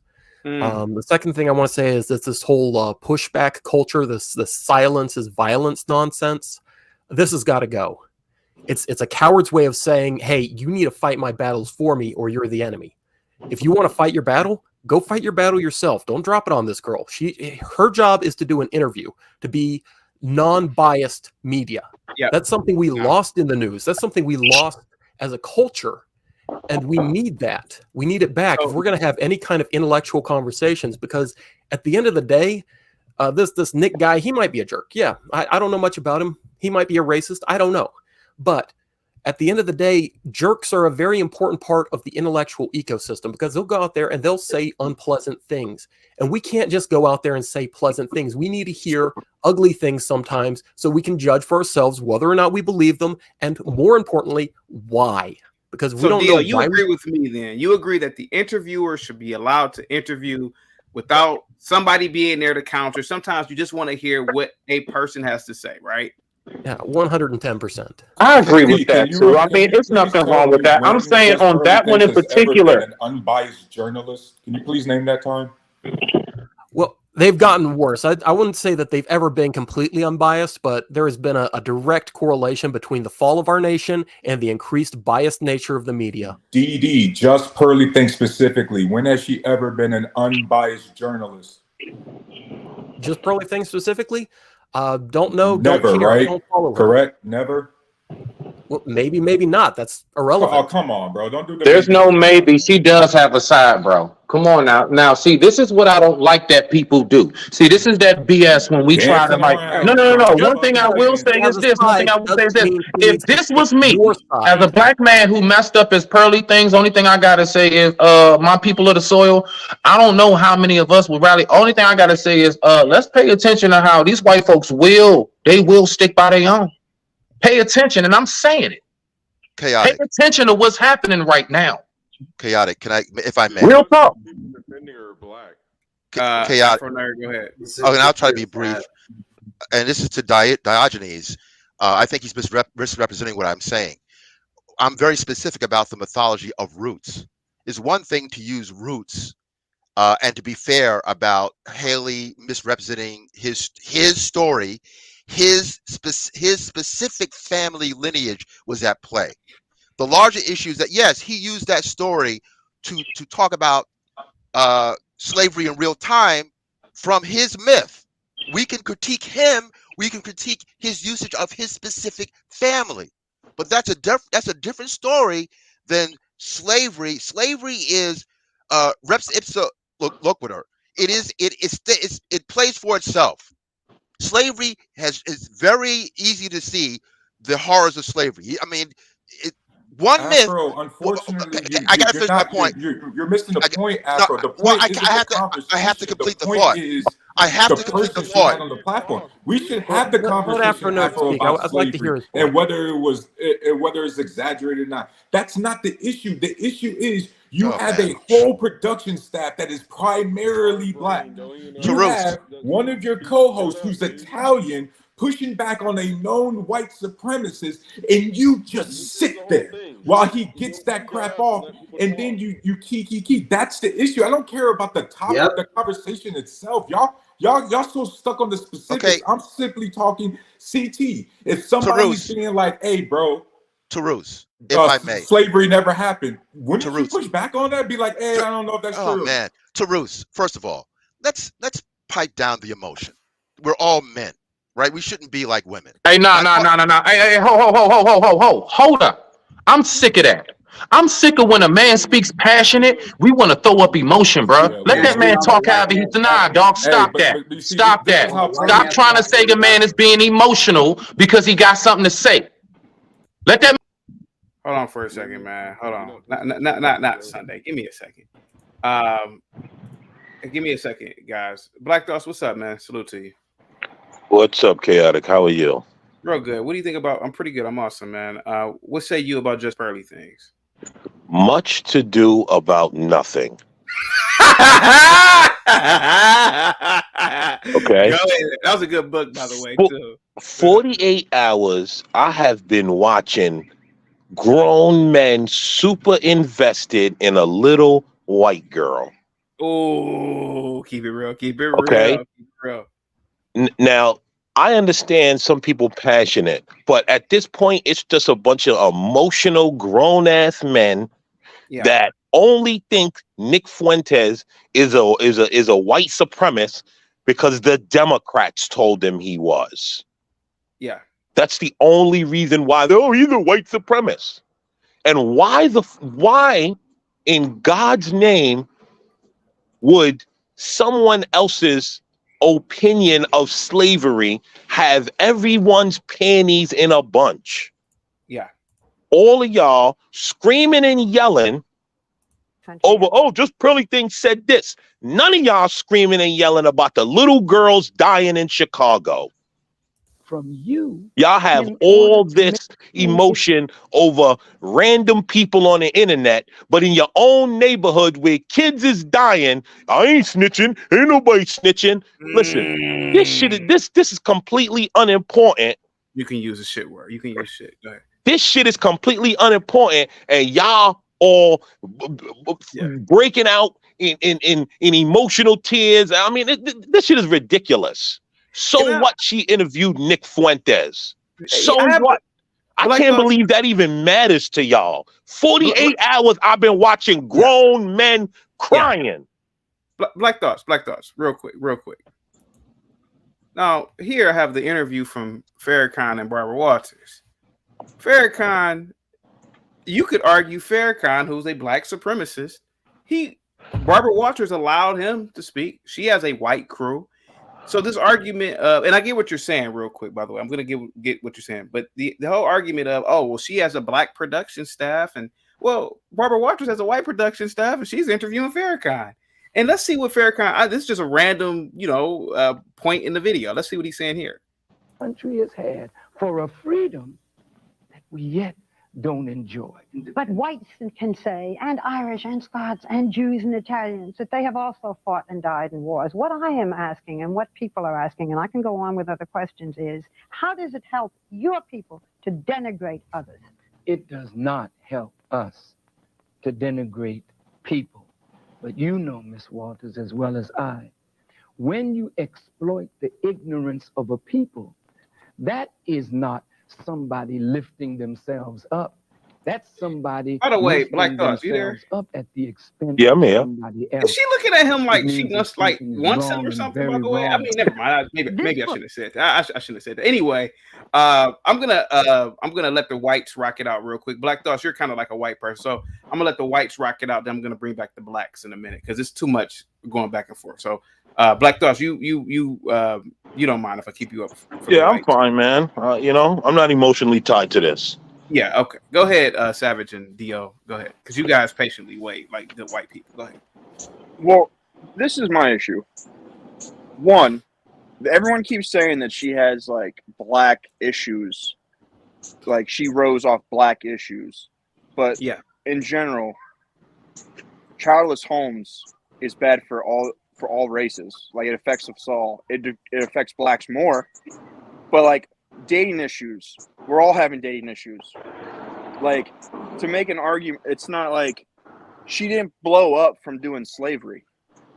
Like her podcast was about dating. She was on TikTok. She reviewed music videos. She reviewed Thomas Sowell. Like I don't understand where this idea of like her somehow using black issues, like what, do only black people deal with dating? Like I don't understand how she's on the culture. It doesn't make any sense. And then the problem is they all want activists. Like you're a Christian, Chaotic Truth, and I've heard you say some real elitist things when it comes to certain situations. I don't agree with that. Can you is it all right for you to think that? Or every time I get up here, I just have to shout you down because you have an elitist mindset? Like it's ridiculous. If we're in Cleveland eating dinner and I see you eating dinner, do I need to run up on you and scream at you while you're eating dinner about how you're an elitist? Like no, like it's ridiculous. Just let people be. Like she interviewed a guy. She was asking him about something. Nick Fuentes, even if he is a racist, is still right about the things he's saying. If we have all these immigrants coming into America, it's gonna be more than blacks. So the immigration problem affects blacks because they're the smallest group in the country. So like their voting power would get diminished. So like even if you don't like the guy, these issues still affect you, regardless if he wants the country to be mostly white. Let me read the super chat real quick. What? Let me read the super chat real quick. Hold on for a second, guys. NYCMA. Ooh, New York City Majestic with the $5 super chat says, Tarus, if that's the way you feel, then where the hell is the smoke for all the black staff who apparently just sat there as well? Tarus, go ahead, sir. This is a question for Tarus, guys. Go ahead. I just talked to, I don't know if you know, I really want to know what DL Saint podcast, but we literally was talking to Black British people about this very topic. And look, I understand the YouTube spaces, the streets, they're all over the place. So nobody's ever like all knowing, but they're pissed off and they're sounding off. And you would know that if you actually went and looked instead of just assuming, because right now I see a whole bunch of people trying to all of a sudden pretend like they don't know what's going on. Like, oh, well, I never really heard about the guy, or now, oh, I never really heard about just pearly things. But, you know, even if he wants the country to be majority white, it's okay because it affects me. Like, really? Like, I'm just supposed to be okay with that? And by the way, yeah, we are talking about it. And yeah, I am passionate. So you can call me emotional all you want, but I don't give a shit because guess what? I care about this shit. You know what I mean? And so for this kind of crap, for people to constantly try to dance around and play whatabout and the spin job, why is it that we as black men just got to sit here and take all that shit, but everybody else get their crap off, right? And it's, well, I just got an opinion. It's my First Amendment rights. But then we get this off and we're passionate. You know what I mean? By the way, what about all these emotional ass dudes who get up on the internet all damn day whining about women? Are they not emotional or are they just passionate? They're emotional. Big time. All right. Big time with the $5 super chat. Thank you so much again. Says, what does Tarus and Smitty think about Mayor Eric Adams giving free college to immigrants and not the NYC black community? Smitty, I don't support that whatsoever. Tarus? Okay, Smitty. I don't even know about it. What is it? Just give me a basic rundown. Like, so what happened? I don't even know the story. He just told you, giving free college to immigrants. That's the Hey. Let me answer. I am 1000% dog against that totally. I actually lost my job. Let me tell you a true story, okay? I lost my job as a cook. Now, behind the kitchen, right? And I'm gonna make it quick. No, this girl came in. She's 15 years old. You're not supposed to be behind the grill. If like that's why most servers are like the high school or younger people. You're not even supposed to be behind the grill. The manager was Spanish. The manager actually booted me to put bruh, listen to what I'm telling you. I can't stand the fact that there is so much going out of here.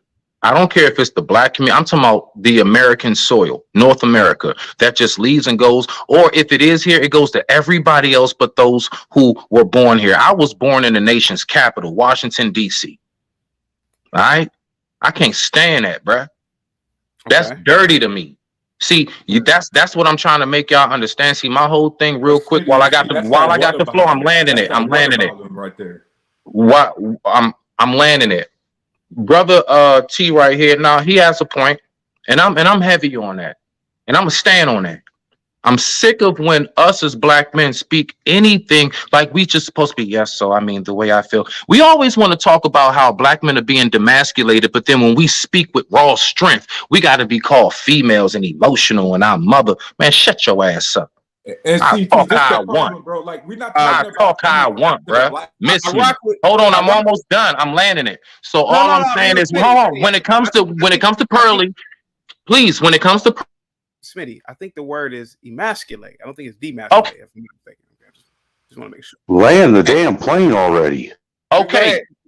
No, Smitty's answering the question, sir, from the super Thank you, bro. See, that's what I'm talking about. Anyway, so what I'm saying is my only thing with Pearl is my only thing with any individual. I don't care if you black dog. You know what I say to these young black dudes out here doing these crimes? Stop claiming mental health. Nah, bro, you gonna get the same thing everybody else get. You wanna go out there do something dumb? My only thing is, it's like I feel like this is like, God damn, bro, how's she getting a pass? And there's so many other people that didn't, and they did way less. That's my only argument. Other than that, I don't have a dog in the fight. I'm not subscribed to her. I don't like her or dislike her. She has great content. I'll tell you this, she's an awesome business person. So I know her pros and everything. I don't know too many of the cons because I don't look for that. I don't look for that with people. That's not how Smitty think. That's not how I rock. I digress. My mic is muted, bro. Y'all got me twisted. Hold on for 1 second. Hold on for 1 second. We gotta let everybody get in, then we can rock it out. Hold on for a second. Prime time, you were next, and then Gary, salute to you. Positivity is coming your way. Afro Nerd, I have to put you in the back real quick, but go ahead, Prime time. And guys, if you could cam up anybody, please cam up to make this look neat. I got a whole bunch of people talking faceless right now. Can't put a face to their opinion. Oh, he called y'all out. CT, I'm running to the restroom. I'm about to cam back up. I'm just running to the bathroom, bro. My shit. I'll be back, CT. I'm going to the bathroom. Yeah, I got you. Give me a minute. I'll cam up. Gary with the $11 Canadian dollar says, "Big up, keep up the good work." Let me get Prime Time up in here, and then we get I think everybody has talked, and then we can just rock it out. And I'm gonna bring you back to Afro Nerd. Go ahead, Prime Time. Go ahead, sir. Hey guys, hey, what's going on? Go ahead. I turned my camera off because I'm so afraid of that guy on the right. But anyways, what I think about poorly things, I do call it poorly things. I want to get this out of the way. She's boring. She's uninteresting. She the whole regurgitating this red pill content, to me, it's just horrible. Like every time I listen to her, it's just want me to go. Okay, go ahead. My question is, with all this so-called outrage, right? As of late March 2023, she's been blowing up for a while, for like kind of over a year, like late 2001, early 2022. Where were y'all so-called, not necessarily pro-blacks, but blacks that have all this passion for, our spaces on a white man's platform, right? So our spaces, right? Where was y'all heat, passion, trying to cancel her in the first place? Did you look for us? Or did you just assume we're not there? Because the last time I checked, this was a Why does she have 1 million thing, followers, right? sir? This was Subscribers. Sir, we're talking about pearly things right now. Yes. The white. So why are you playing what about? That's just like the guy in the super chat talking about. Wait a minute. Stop. Wait a minute. Prime time. Okay.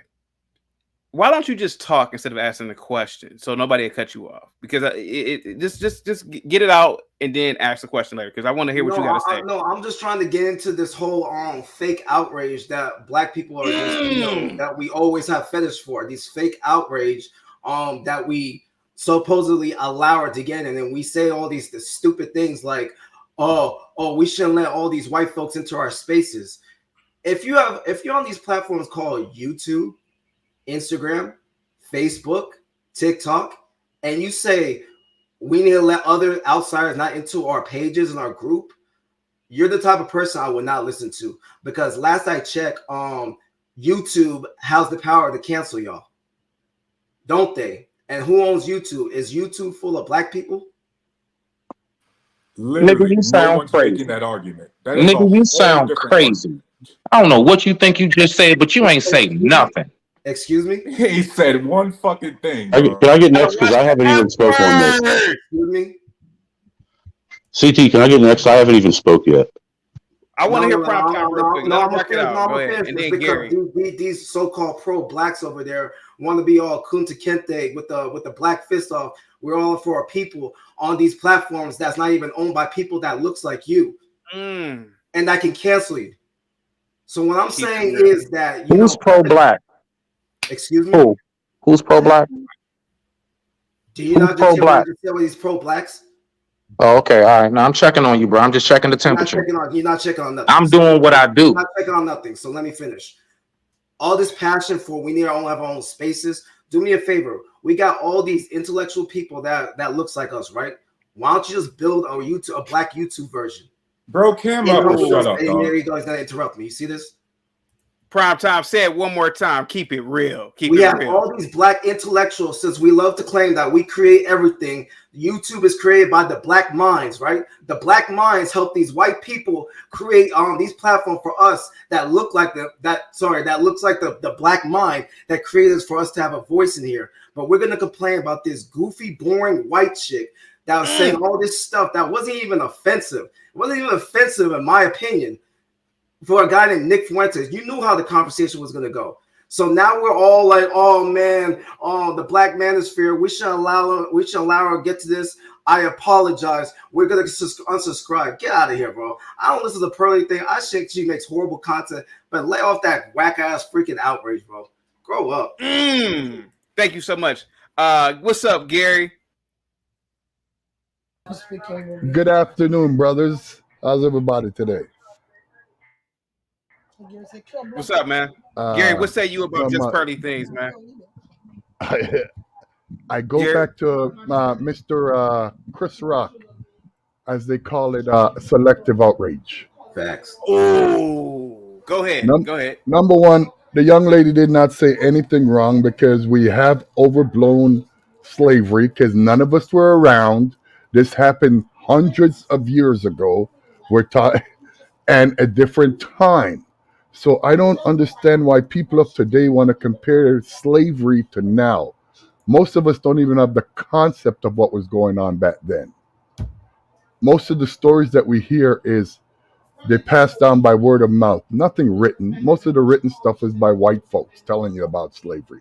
None of our black folks telling us about this is what happened during slavery and this and that. It's word of mouth. So I don't understand why somebody's getting mad at somebody saying that this thing was overblown, which we really have no evidence to prove it was or it wasn't. Everybody getting mad at this girl. This girl, first of all, said, this is for entertainment. She's there to make money. That's all these people are there for. They're not there to represent you, me, or anybody else. They're there to make money because they've already figured out the algorithm. Right now, everybody's talking about Just Pearly Things. Her name is in the algorithm. Guess what's happening? She's making money.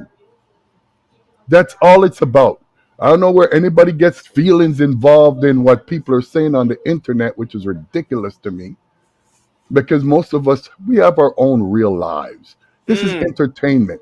Stop taking stuff that people say on the entertainment serious that you want to pull up and blah, blah, blah, blah, blah. It's a bunch of BS. Gary, let me ask you a question real quick. Do you agree with, I support Just Pearly Things. I think she's a beautiful white woman, and I like her interviewing style. I think it's on par with. Hey, man, if a mother. Quit cutting me off. Hold on for a second. Oh, by the way, guys, it's a lot of people trying to come into the hit the panel. You're gonna have to pay $50 to kick someone off the panel. Just let me know who it is. It's too many people trying to get up, and StreamYard only has a capacity of 10. So just drop the super chat 50 to kick somebody off.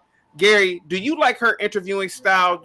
Forget all the slavery, this, that, and the other. Do you like the fact that she's sitting there and just listening like how old school interviewers used to do? Go ahead. Well, that's the way everything used to go before. You ask questions and you let the person answer. What I notice in today's interviewers, they want you to be asking the question like they're being interviewed instead of a good interviewer puts out the question and lets you talk. Whether you're talking for the positive or the negative. But a lot of people now today, because there's so many news reporters, because everybody's got a cell phone, is, no, I'm going to give you my opinion. Your opinion's wrong, even though I'm asking you. Yeah. Okay. Now, guys, Angry Snowman, and then after that, it could be a free for all about the topic because everybody has spoken. Go ahead, guys. Go ahead, Angry Snowman. I thought for sure I'd get kicked off before I got to speak. No, you're good. But you're good. No, but anyhow, man. Really, come on. Hold on. This is what I got to say about the Pearl thing. All right. First off, why is everybody mad at her from the Black Manosphere and from Black Spaces anyhow? What has she said about Black people? What has she said that was directed at Black people, period? The only thing that you've seen that is related to Black people is a couple Black content creators interviewed her, and she let some Black individuals come on and be on her streams. They asked to be there. She didn't ask them. They asked to be there. Why are you mad? What has she done? What has she really done to offend the Black community? Explain that to me. Secondly, who's the one that made her? Who are the ones that made her famous? All of you people crying. All you people crying, doing restream after restream after restream, putting her name in the algorithm are the ones that got her as big as she is. Keep it real. So Give yourselves an applause. You guys hate the person you made famous. But didn't you make her famous by listening to her whine about other women? That's how she got famous. No, I mean, hey, can I say this though, real quick? Because on and I'm saying it on a Didi show. Hold on 1 second. Let the man speak. How you guys can't control yourself? You just didn't control yourself. Because you interrupted the man that was speaking. You did not control yourself. Just that quick. I want to point out that what you talking about? I want to point out that Gary is the Charles Oakley of panels. The dude is a great enforcer. Thank you so much, Gary. Thank you, Gary. I appreciate that. Yeah, Gary. Yeah, it's not. I was just trying to say. I said the same thing on Didi's show. What Angry Snowman said. I said, "Who pushed her to the top?" Now that is one thing that I look at. See, I look at things from all windows. I just want to capitalize on that because we did push her to the top. That's a fact. Can I please have the floor back? I didn't interrupt you when you were speaking, sir. And you monologued for a hot minute. Now, like I said, I just don't get this. I've sat and I've listened to people come unglued for the last 6 months, for one. The woman, literally all she's talking about is women's issues. She ain't even addressing men's issues. She's bringing women on her shows, on her panels, and trying to get women to see the error of their ways. But yet you got black men and black women acting like she invaded black spaces. Well, first off, last time I checked, YouTube was everyone's space, not just black people. I'm here to tell you. Second, if you're this whole shit of there being black and white spaces on YouTube, wrong again. If you're going to be dumb enough to sit and talk about all your issues and all the problems and all the dysfunction on a social media platform that the whole damn world can see, who are you to tell anyone that they can't have an opinion about it if you're putting it out there? I'm tired of this stay in your lane crap. Tired of it. Man, go ahead, sir. Straight up. How are you going to tell anybody to stay in their lane when you're putting it out there for everyone to see and critique? And then on top of it, I would love for just one time to see a panel full of brothers and sisters talking about whatever dysfunction it is they're talking about whatever social issues it is they're talking about whatever politics it is they're talking about, and not bring up white people. Ooh. If you're going to constantly bring up white people every time you guys have a discussion and think white people are just going to continue to sit back and keep their mouth shut, you've lost your mind. The days of that crap are over. White people ever kept their mouth shut? Never. Say what? What just White happened? people have never kept their mouth shut. And no one. What are you talking? First off, no. Really? Now you're going to interrupt me? I'm not done, dude. Nobody's telling you to shut up. And No. Hey, T, let him finish, bro. Let him cook, bro. Let him cook. Nobody's saying she can't talk to Nick Fuentes, no, man. It's the fact that she just sat there and let this dude. For example, if you interview Nick Fuentes, you're not going to push back on anything he says, no, man. Look, I will remember this. Hey, I just want you to know I'll remember this and show you the same courtesy when you got the floor. Yes, and interrupt you. Would you push back on Nick Fuentes? Just so you know, I will. You could push back. You could have took a note like CT tells me to do all the time. It tells me to shut up, and I do. And I show everybody that consideration. If you had the chance to interview him. I don't even know who Nick Fuentes is, nor do I care. So no, you're a fence rider. Thank you. I'm a fence rider. Why? Because I'm honest and I said I don't know who a dude is. I just found out who he was today. Wait. So if you don't know who he is, why are you so upset? You don't even know who he is. Dude, I'm not the one upset. Everyone else is the one upset because you came up here and talking about. You came up here and talked about somebody you just admitted you don't even know. So you're literally ignorant on the topic. Do you know who Nick Fuentes is? Or have you just seen him on TV? Yes, I know who Nick Fuentes is. You know him personally. You know him personally. Sir, hold on. Can I have my time back? You know him personally. Can I have my time back? Can I have my time back? Can I have my time back? Because I wasn't speaking on Nick Fuentes at all, for one. I was speaking. We're having this panel, Snow. Dude, shut the hell up, dude. Let him finish. Go ahead, Angry Snowman. Let him finish. Guys. What I was talking about was any white person, period, that has anything to say about anything on black issues. You guys are always bringing white people in on shit. You know, I sit back and I've listened, just sat and listened in the bushes to a lot of these pro-black conversations, these divestor conversations, these B1 conversations, these black manosphere conversations. And you know what? When there ain't no white people around, that's all you hear you guys talking about is white people, white people, white people, white people, white people, white people, over and over and over and over again. And then when white people actually have something to say about it, it's stay in your lane, whitey. This isn't yours. This is a community issue. Stay in your lane. This isn't yours to talk about. Well, why are you bringing us into it all the time? How are you going to sit and continue to blame a certain, skin tone of people for over shit, and then expect them to sit and keep their mouth shut continuously? This ain't even right nor fair. White people do not get up in the morning, sir, take a shower and bask in their white glory, drink their cup of coffee, and think about how they're going to oppress black people every day. Nick Fuentes does.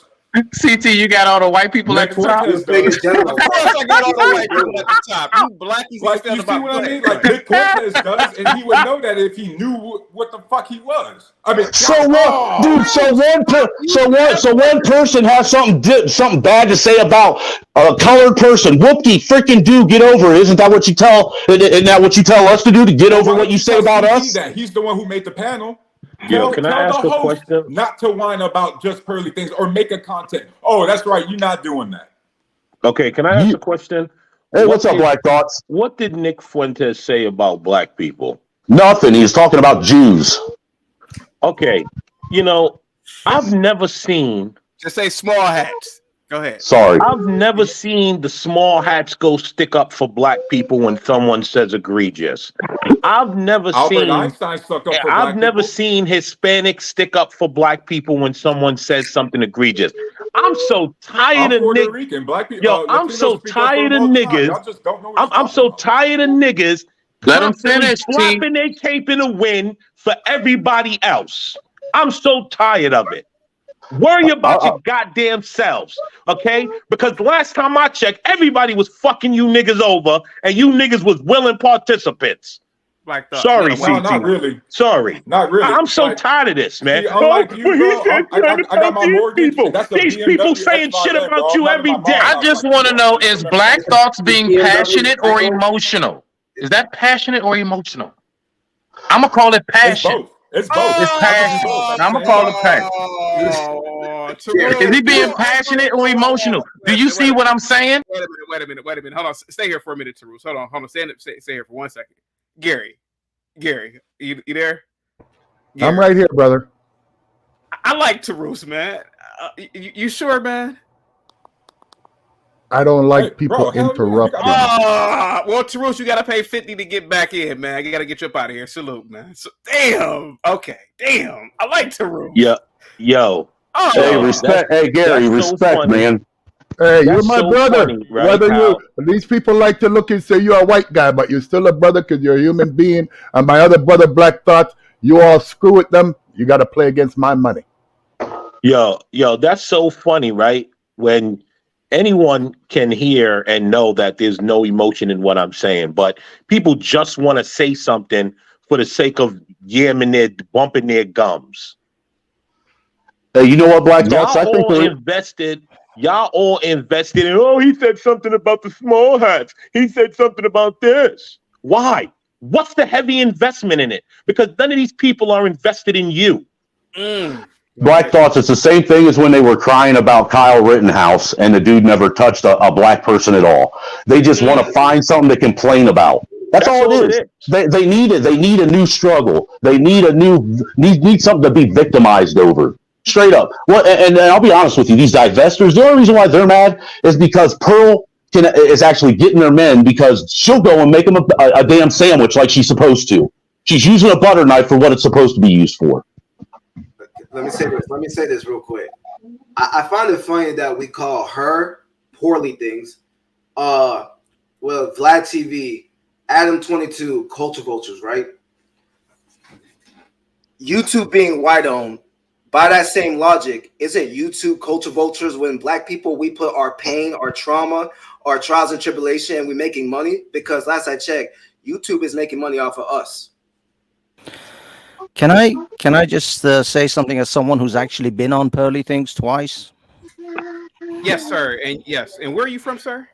I'm from the UK. Okay. I'm actually in the UK in London, and I've been on Pearly Things show a couple of times. And Why do you have like a different accent though? It sounds like you're from another place though. I am from another place. I live in the UK. Okay. I'm Go from ahead, go Iran ahead. originally. Oh, I was okay. born in Iran.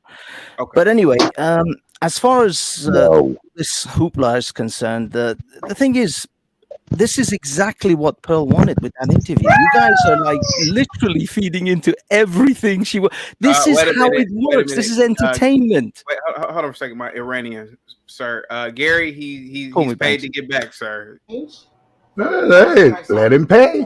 Okay, he's paid to get back. All right.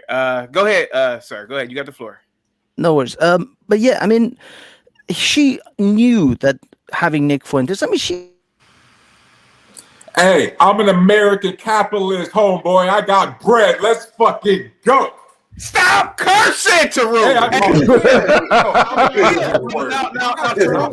Tarun, wait a minute. Yeah. One thing you don't want to do is go. Hey, Gary, with you want to Gary, get to a bidding war? Let's Sir. go, homeboy. CT, start a swear jar. Start a swear jar. Hold on. $5 for every F bomb. Oh yeah. For here on out, $5 for every F bomb. Hold on, Tarus, you don't want to go. Tarus, I'm pretty sure you don't want to go tit for tat with Gary. He's gonna win. Bro, I'm ready. You really don't. I really do. Let's go. Yo, bro, don't do it. Trust me, bro. Let's run these Don't bands. do it. Let's run these bands, homeboy. I'm a capitalist. Let's go. Listen, you don't want to go Let's tit go. for tat. You sure you want to go tit for tat with Gary? Okay, Let's not go. do A capitalist, but Let's go, cries like bro. a socialist. Let's Okay, go. let the Iranian. All I know is Gary over there real quiet. Let the And then- Iranian. You should Come watch on, that. pick up, Gary, Let's real go. quiet. Let's go. Watch that guy. Tarus, hold on for a second. Let the Iranian gentleman go. He's peaceful, and let's let him rock out. Go ahead, sir. yeah, I mean, getting back, obviously this panel is a little bit off the hook, and people are emotional. And even though they say they're passionate, they're clearly emotional. But anyway, as far as this Pearly Things situation is concerned, the only thing you guys can do if you really want to damage Pearly Things, ignore Pearly Things. This is the worst thing you can do to an internet personality. That's what I said. Ignore them and give them no steam, give them no attention. But you're not going to do that because every one of you, if you have a platform, if you have a channel, you know that she is good for your channel. She's good for your she's content for your channel. She's gonna, you put Pearly Things in your headline, you put it in your tags. It's going to blow up. It's going to get attention. And Nick Fuentes is the same. Nick Fuentes has, no matter whether you hate him or love him, that video is still going to get traction. Yes, she pulled it off. She's now made an apology video, and God knows she might do an apology tour soon. Go around all the YouTube channel manospheres and apologize for Nick Fuentes' interview. But you guys have to recognize this is the problem with modern day interviews. This is an interview, not an interrogation. Everybody expects that you bring someone onto your show as to interview them as a guest, that you have to interrogate them. This is not Guantanamo Bay. She didn't have to waterboard the Nick Fuentes in order to make sure that she's on the right side of things. She has to just ask questions. This is what Joe Rogan does all the time. People hate Joe Rogan for this, but he just asks people questions and lets them talk. That's it. The man has 10 million views per show because he lets people talk. That's all you have to do as an interviewer. You don't have to, there's no waterboarding. You don't have to interrogate them. You don't put the hot light on the guy's face. You just ask some questions and let the man talk. Now, Pearl made some mistakes. Can I respectfully ask you a question, Hafiz? Sorry, go ahead. Am I tripping simply? Get you up out of here, Tarus. Gary paid $100 to get you up out of here. No, hold on. Tarus, hold on. Tarus is going to up spending his house payment money at this rate. Now wait a minute, Tarus, he paid it. Like this sneak attack.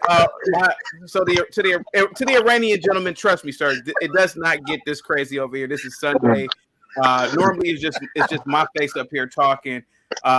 But you, sir, you come. Did you say it's Sunday? Hey, Gary, thanks for letting me feel like I actually have some white privilege today, sir. I appreciate it. Can I not get cut off again for these guys? To the Iranian gentleman, yes, I know, sir, you come from a more civilized place on the planet in the UK. But please forgive these hooligans up here, sir. Go ahead to the Iranian gentleman. Go ahead, sir. No, I'm good. I'm good. I just want to just finally say, the more you give her steam, the more you talk about it, the more you do videos about it, the more she's simply going to benefit from this. If you don't like Pearly things, ignore them. The worst thing you can do to any personality is to not give them airtime. You want to give her airtime? Go ahead, but don't then bitch and moan about the fact that she's got 1 million, 2 million subscribers. So, real quick, Tarus paid his 100 to get back, and I'm assuming the other 100 is get Gary out, right? Yep. Sorry about that, Gary. Gary, you know I like you, man, but this is y'all started this, not me. Go ahead, Dude, I see Gary dropping a band here in a minute. Hey, CT, I think you can get everybody on the panel pizza and coffee at this point. I think everybody you can treat. It's your treat. Go ahead, guys. I like Donato's. I'll give you their phone number in Indiana. I like Donato's too. I love Donato's. That's an Ohio pizza spot, I think. Go ahead, guys. You got the floor, man. You got the floor, guys. I don't know if anyone noticed this, but DJ Academics came out a couple days ago talking about how he had a conversation with Adam 22, and he was telling him that the new hip hop was dead, the money wasn't going to be there, and that it was going to go into political things about race and dating. That was the new landscape of YouTube. And then after a couple months later, Nick was on No Jumper, and Adam 22 pivoted to racial issues and that stuff. So the point to be made is that's the meta right now on YouTube, is relationships and racial issues. So it's not crazy to see her do that interview. It's not. Well, it is an election year too. Yeah, election people are about to start running for a president and whatnot. It's the meta of YouTube. Just like in 2015 and 2016, social justice warriors getting owned was a big thing. You don't see those videos now. It's not trendy. Let me read the super chat real quick. Acadia, thank you so much for being here early, for always coming through. Acadia says, just Pearly only repeated Thomas Sowell and black rednecks and white libs. She always gives credit to people that influence her. Nick was requested by the audience. Ooh, who wants to tackle that one? You know, me personally, I'm here for the bidding war now. Where Gary at? Let's go.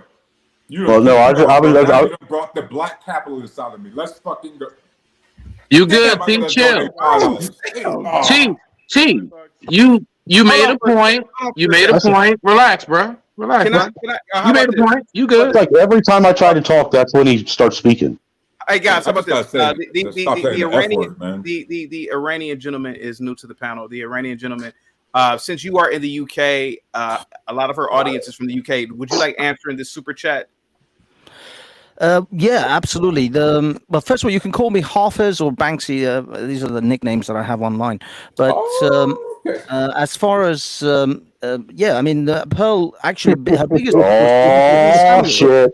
And Kevin Samuels used black relationships. Her biggest influence has been Kevin Samuels. Kevin Samuels used black relationships in order to forward his own finance his own channel and grow and become big throughout his entire career. He was absolutely key on that, and Pearl literally just took Kevin Samuels' playbook and just applied it. But she just happens to be a white girl, and now she can't, I don't know, somehow that's illegal or bad or whatever. But one thing I will say to you guys, the demographics and the interactions between different races in London is very different from the United States. Even Pearl herself admits, in London, we don't look at the sort of black and non-blacks and whites in the way you guys do in the United States. It's a very different landscape, a very different way that we interact. And most of Pearl's friends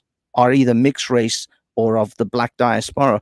She didn't go out and hire black people. She didn't go out and just try to hire black people to come on her show. She simply put out a message saying, anyone who wants to come on the show and talk, come on the show and talk. And in London, yes, there is a lot of Afro-Caribbean black people who just want to, happen to want to have some kind of rap career or some kind of internet personality. So they came on the show. It wasn't that she planned this. This is, you guys think that she like sat and like had some kind of, there was some kind of blueprint on the table, and they were like, yes, we will move the black folks this way, and then we will bring the Chinese in and the small hat people. No, she just set up a panel, put out on Instagram. Anyone want to come and talk? Actually, no, she started doing interviews in the streets. Yeah. And again, she did a lot of interviews at the Afro-Caribbean Carnival that we have in London, at the Notting Hill Carnival. She did a lot of interviews in other parts of London. I can go out right now, and if I go out to any part of London, and I can guarantee you I'll have 15, 20 mixed people of mixed different nationalities interviewed. I can have Italians, Spanish, Jamaicans, Africans in 10 minutes. It's all over London. London is a mixed what do they call it? The melting pot or whatever, it's a very multicultural place. It's not something we plan. We don't go out and look for white and black people specifically. We just go out and look for people. Anyway, sorry, I went on. Go. No, trust me, sir. You're a breath of fresh air, man. You are an American. You're not an American, so you're not a savage like one of us, man. You speak very properly. Dude, easy. Go ahead, man. Go ahead, sir. No, I was just going to say that what I find ironic, though, too, is, even though she didn't set out to employ or hire black people, she still has. She's actually employed black people. And one of the actual arguments that you hear from a lot of these pro wackety blacks is when a white person actually wants to, engage or give their opinion is, what have you done to help lift up the black community or a black person?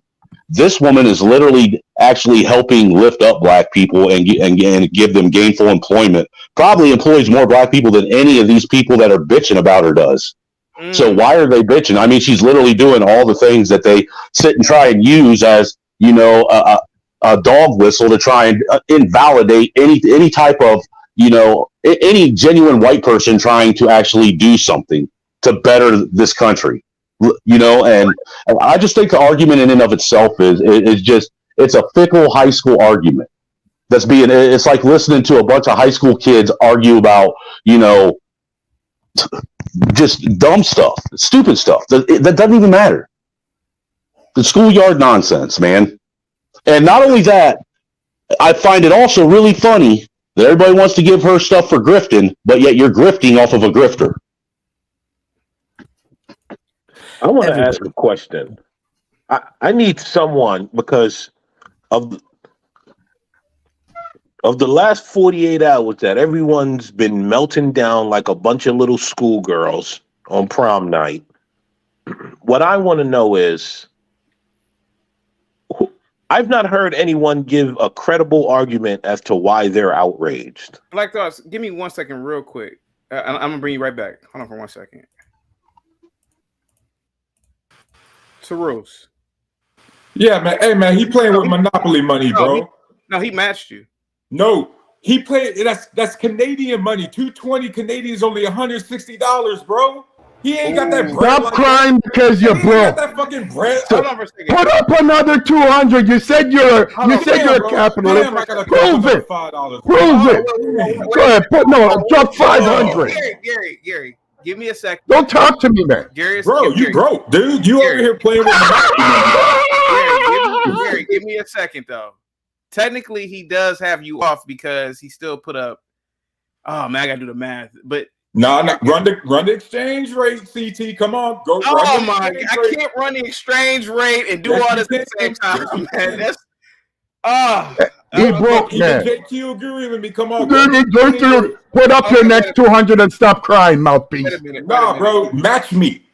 I've already outdone you. No, you haven't. Wait a minute. I'm putting up way more bands than you, bro. No, you haven't. Wait a minute. I want to get back to the show. I do not have enough time to do the exchange rate. I understand it. How about this, Tarus? Man, I can't do the math right now. But how about this, Tarus? Huh? 220 Canadian is $160. And he gave. And I put up $200. Okay, which is 274 Canadian. Okay, so you originally put up what again? Hold on, let me see real quick. You originally put up what again? Bro, I put up $200. Shut the fuck up with your bullshit. Keep putting up your money. Stop crying. You're a bitch. Okay, you wanted to play big bank. You wanted to play big bank against little bank, mouthpiece, and now you're sending $5 and crying. Don't talk to me about exchange rate. Don't talk to me. Put up your money and shut up. You're big. I'm broke. Yeah. Do you even know who you're talking to, Goofy? I'm talking to somebody. Goofy, I can buy you and sell you about 5 or 6 times. Wait a minute. Wait a minute. Goofy. This is getting out of hand. No, there's a difference. You can show your face because you're nobody. I show my face, you'll know who I am. That's the difference. Okay, Gary. Bro, that okay, sounds like Gary. some coward Gary. stuff right there, dog. Gary. You so down you can't show your face? Damn. Guys, hold on for 1 second. Okay, to be fair, let's just do this. Let's do the exchange rate right now. Everybody in the back, hang tight. Give me a second, guys, because money's money now. It's fair. Gary put up 220, 110, so that's 230 Canadian. Hold on for 1 second. Then he put up another. He put up 55. Okay, I'm sorry. He put up 55. Okay, hold on for a second.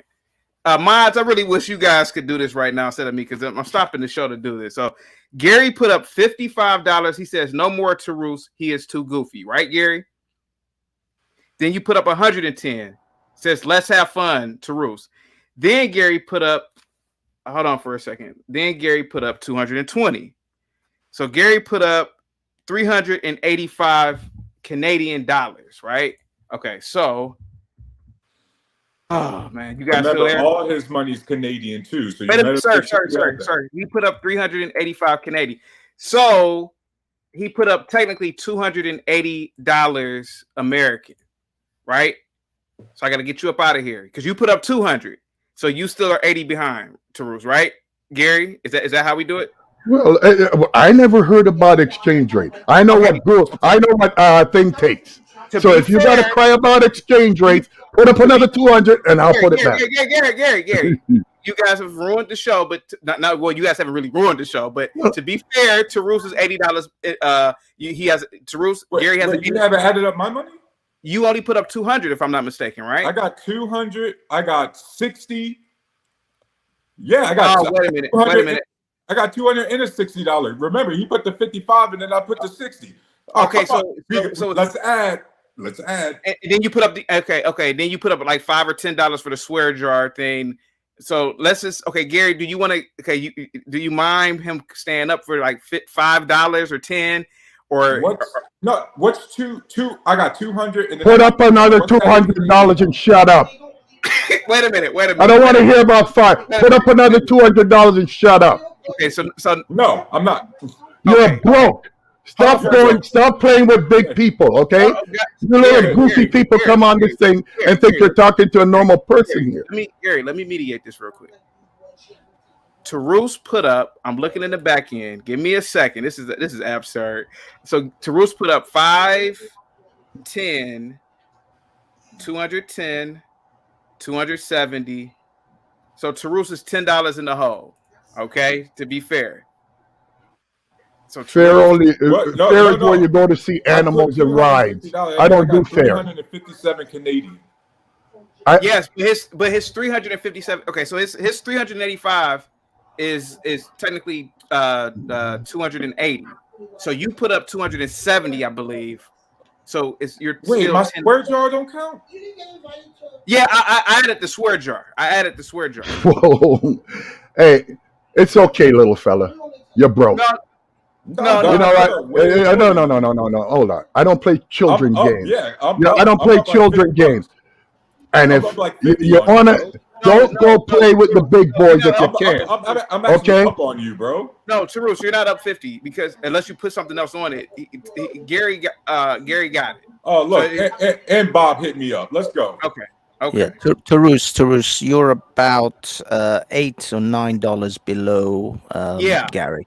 Oh, okay, I'll match that in USD, Gary. Bob already did it. Bob already did it. Okay, Bob already. Thank you. Mods, for the love of God, I can't run the show. Look at the cameras, look at the lights, look at the comments, and do exchange rates for people. Go ahead, guys. Go ahead, man. Hey, I'm having fun, man. I love this. I don't know who was talking last. This is absurd. 777 salute to you. Welcome back, sir. Go ahead. What's up, CT? Respectfully, I love the show. I just want to say, I want to I was really hoping that fake Arab Syrian would get blown up by our U.S. drone that we just.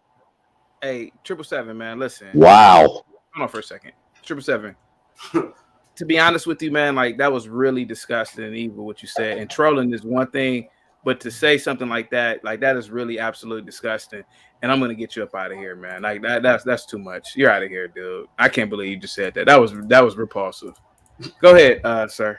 I kicked him out, guys. I'm not playing that. 777, that was really disgusting, dude. No, Yeah. I was saying that I haven't heard anyone give a credible reason why they're outraged. I just keep and Toro, I'm with you, Black. You're the one that's most outraged up here about what it is she allegedly said or did not say. So please tell us what it is that she said specifically about Black Americans that has you outraged. I don't care about the little hats. I don't care what she said about Hispanics. I don't care what she said about Chinese. Tell me what she said about Black Americans that made their hairs on the back of your neck stand up. I will answer this question directly. I simply said I was upset she didn't push back. I didn't say anything else about this pro-Black nonsense. That never came out of my mouth. Ever. Damn. So I simply said, I wish she would have pushed back. CT, correct or not? I wish she would have pushed back against Nick Fuentes. Y'all the ones talking about, oh, we was all pro-Black. Y'all making crap up. I never said that. Sir, when I said something, sir, if I can, when I said pro-Black, I wasn't talking about you. I was talking about the rest of the space. Bro, y'all was coming at me, though.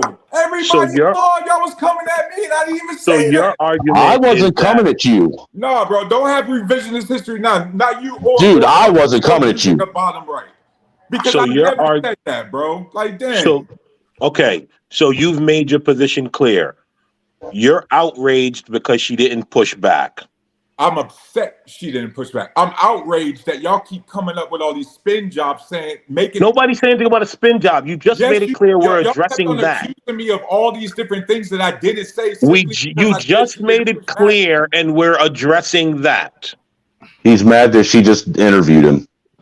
I said, yes, I simply said, I'm upset. I wish she would have pushed back against Nick Fuentes. That's the only thing I said.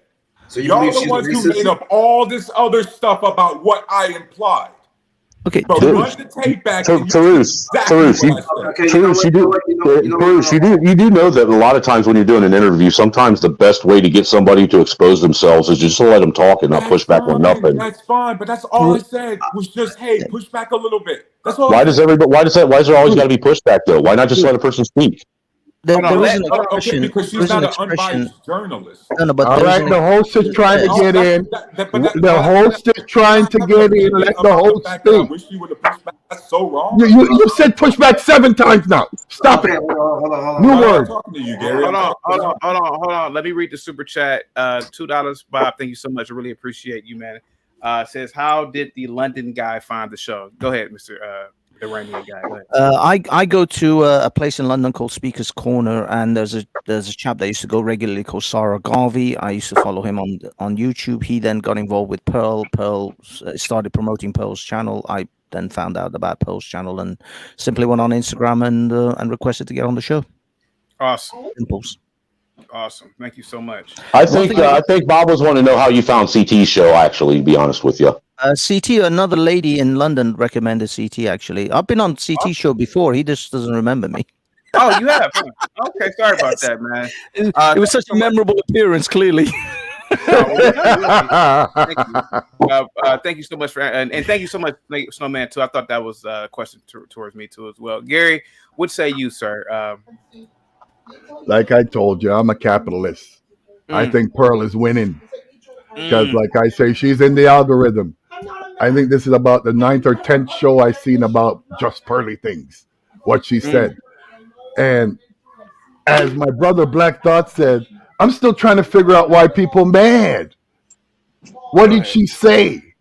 Like, that was so outrageous that all these shows have to be done about her. Right. Yeah, I don't know what she said.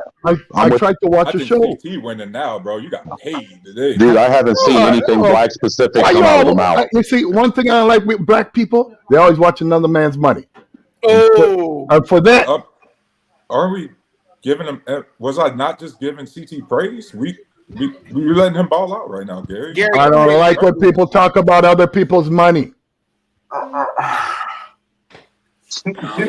One thing I wanted to say, did you guys actually see the apology video that she released like 2 hours ago? No. Okay, she's released a video explaining some of the things that people were outraged about, and there was a couple of comments about that she made about. Why don't you make an IED and shut the hell up? Huh? You're trying to kill U.S. soldiers, you piece of shit? Oh my God. What are you doing on this show? What are you doing on this show, you Iranian You bastard? gotta get rid of him, man.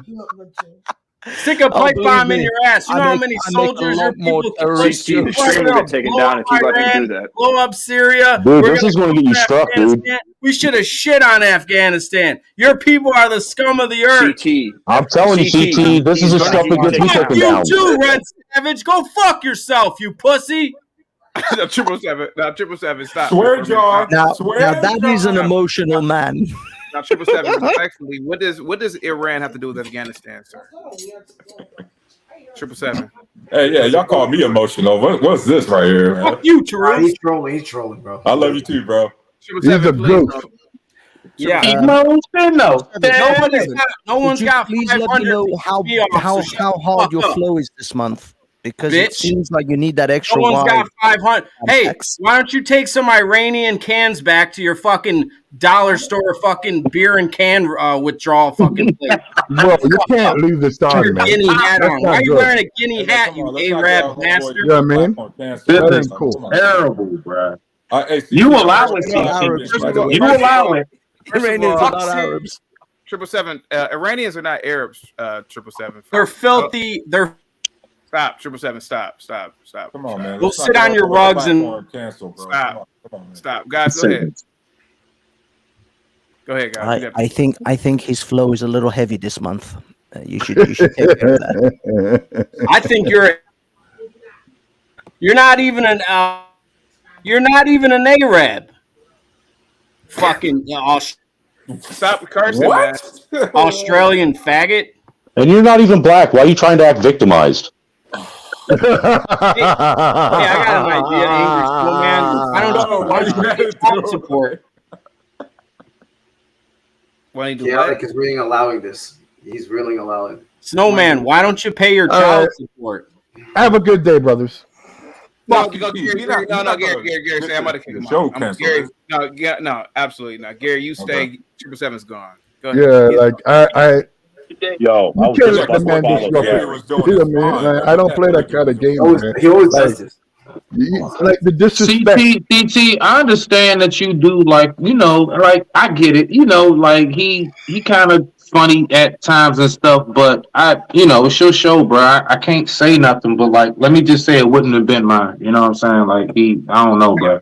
I agree. It goes too far a lot of times, bro, and you do be allowing that, CT, and I'm just holding you accountable, my fellow brother of the soil. Again, I'm just saying it, bro, and a lot of us see that, dog. You be just letting that man go, bro. Again, That's it. I mean, for real, he makes white All right, people look bad. hold on. The host is trying to talk. Let him talk. I'm just saying he makes white people look bad, sir. Again, I agree with Snowman. Again, I watched a lot of Howard Stern back in the day, and I can tell you the beauty of Howard Stern was he let people rock it out, and I think that's great content. And I think that's what I'm trying to say about Just Pearly thing, the beautiful white woman that she is that she's sitting there and she's allowing this man to just talk.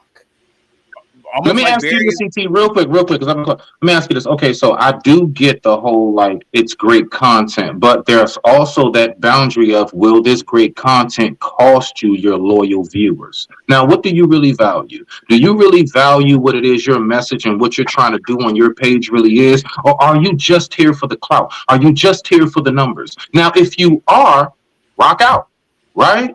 But if you really are here for a genuine reason in any form of fashion, which I can guarantee you, the most loyal of your listeners would at least hope of that you are, something about you is genuine. It's not all just about the money, although we all definitely want to get to the bag. I'm telling you. Okay, Smitty, my brother, let me tell you something for a minute. What's up, Gary? It's all about the money. You guys, remember this. I'm older than all of you here. Trust me. Here we go. Get your money. From you got your money, everything Show else me is the money. secondary. That Show everything me else the in life is quan. secondary from you got your money. You just mislined the entire point. Let me ask Everything that I was trying to accomplish, saying Gary just obliterated it. That's fine.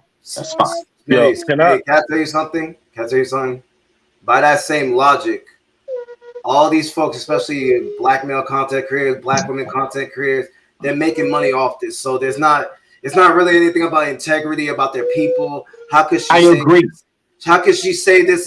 How could she say this about black people? I'm unsubscribing right now. It's all, like I said, again, it's fake out. If these content creators are making video about what she said, if they said, I'm just doing this to make money, I respect that. Okay, you're in me too. I'm with you.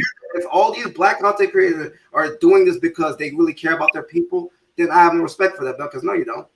No, you don't. And brother, we are on the same page. We might have worded it different, but that's exactly how I feel, bro. I'm with you. No argument. There's no pushback, bro. That's all I've been trying to express.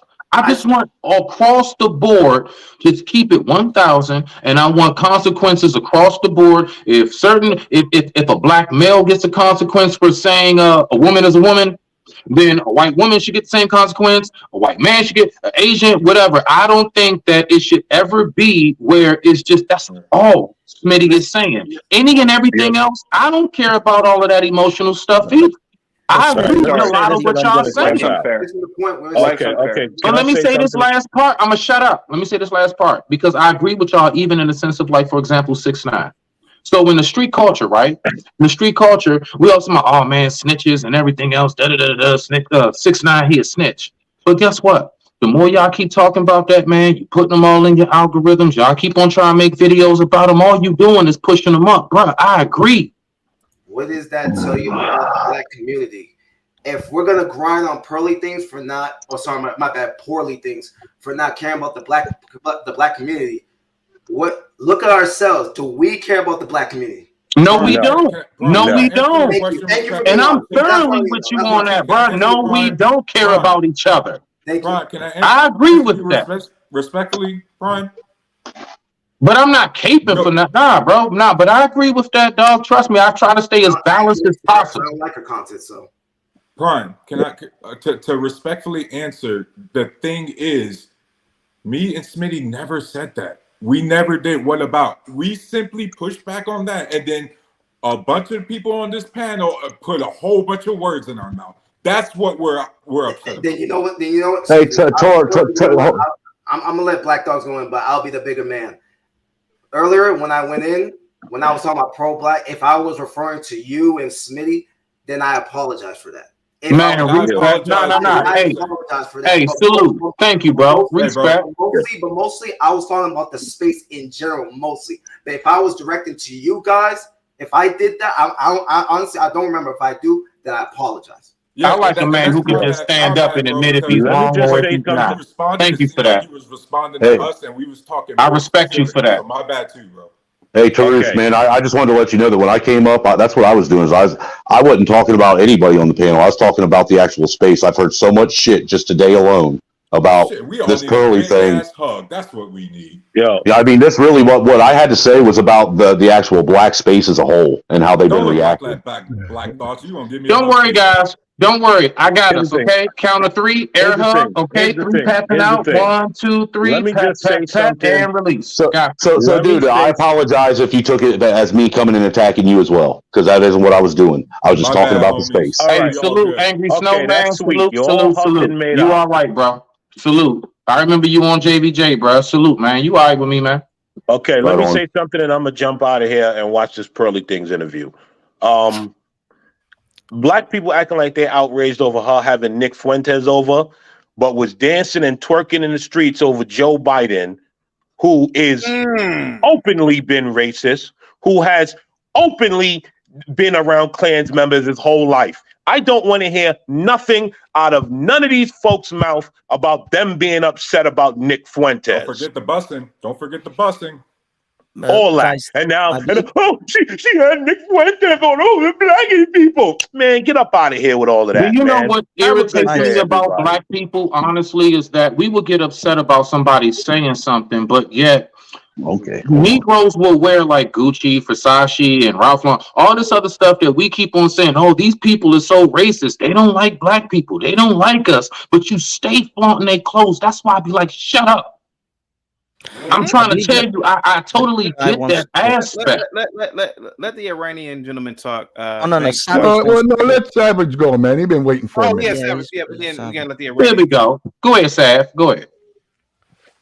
So I'm gonna do a little story. So I used to date this chick, and she was always asking me if I liked her, and if I liked her, and if I liked her, and then if I liked her. Hold on, I'm gonna land. And then if I liked her, and then if I liked her, and then if I liked her, and it kind of got annoying. And then she was like, "Why don't you like me? Why don't you like me? Why don't you like me? Why don't you like me?" Hold on, I'm gonna land. Then she was like, "Hey, do you really like me? Do you really like me? Do you really like me? Do you really like me?" And it was kind of annoying. Hold on a second, I'm gonna land. And then she was really asking me, "Hey, do you like me? Do you like me? Do you like me?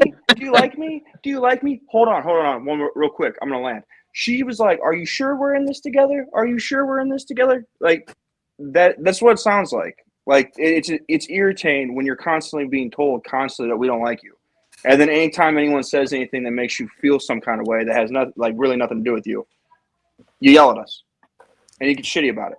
Like it's ridiculous. Like most people just want to live their lives, so like this constant thing of everything has to be through a lens. Like every time I'm on this panel, there's someone in the comments saying I look like a neo-Nazi.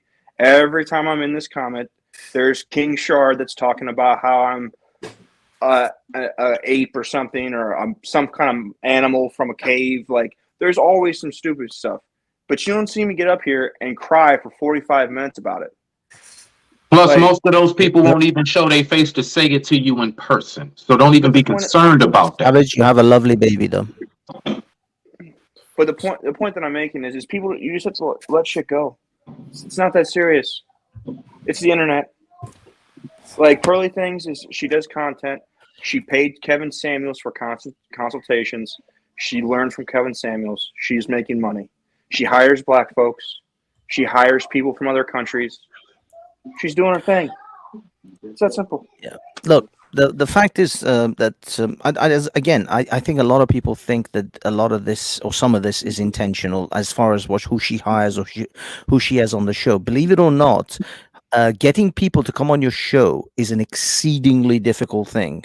To get people to actually not flake out on you. You know how many people flake out on her on a weekly, daily basis, literally hours before the show starts. People just say, I can't make it, especially women.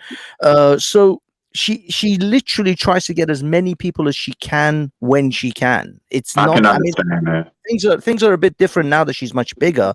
So there's a lot of people out there who want to get on her show for clout. But nevertheless, in those early days, she wasn't picking like, okay, we're gonna have 4 black people, 3 white people. It's not like that.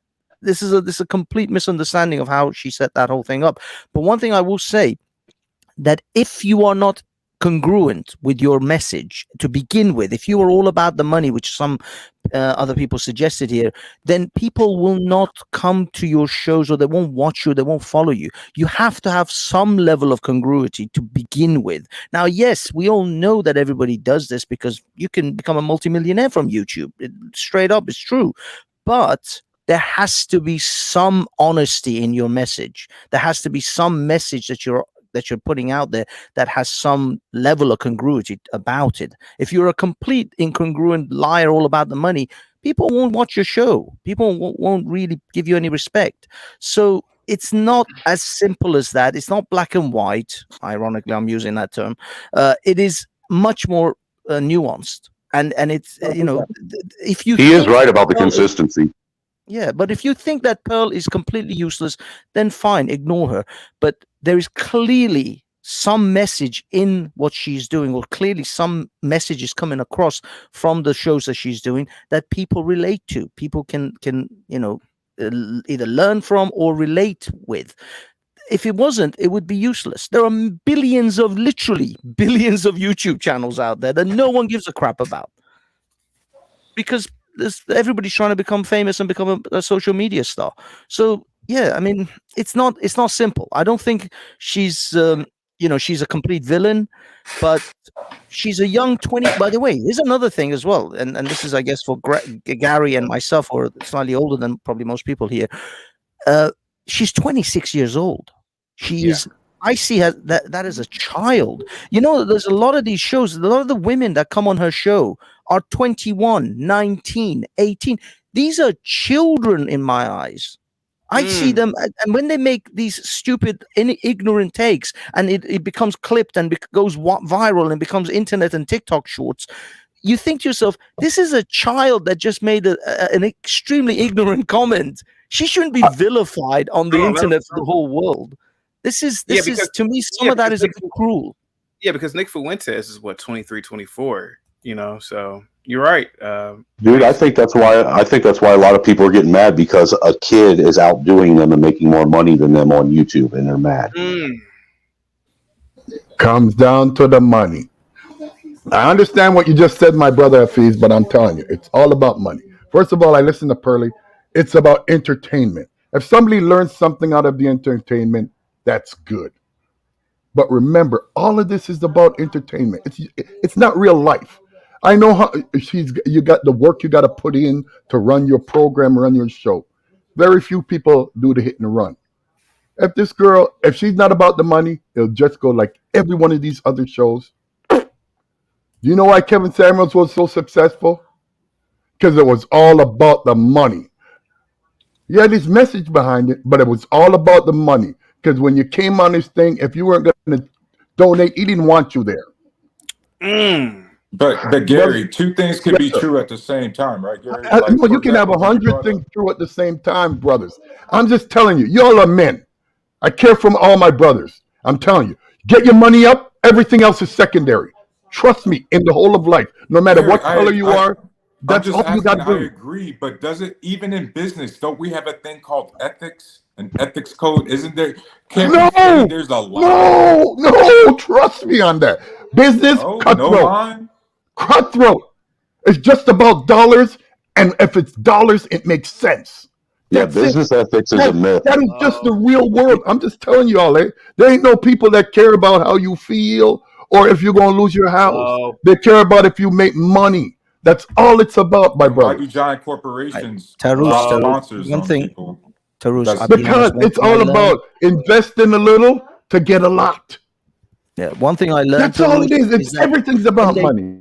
When they tell you that, have good ethics and be a good ethical businessman, this is what they tell the lemmings so that they go to work and pay their taxes. Bill Gates and Steve Jobs and even Elon Musk and all these other multimillionaires, believe me, they have no ethics. They have done some of the most unscrupulous, hideous things on the planet.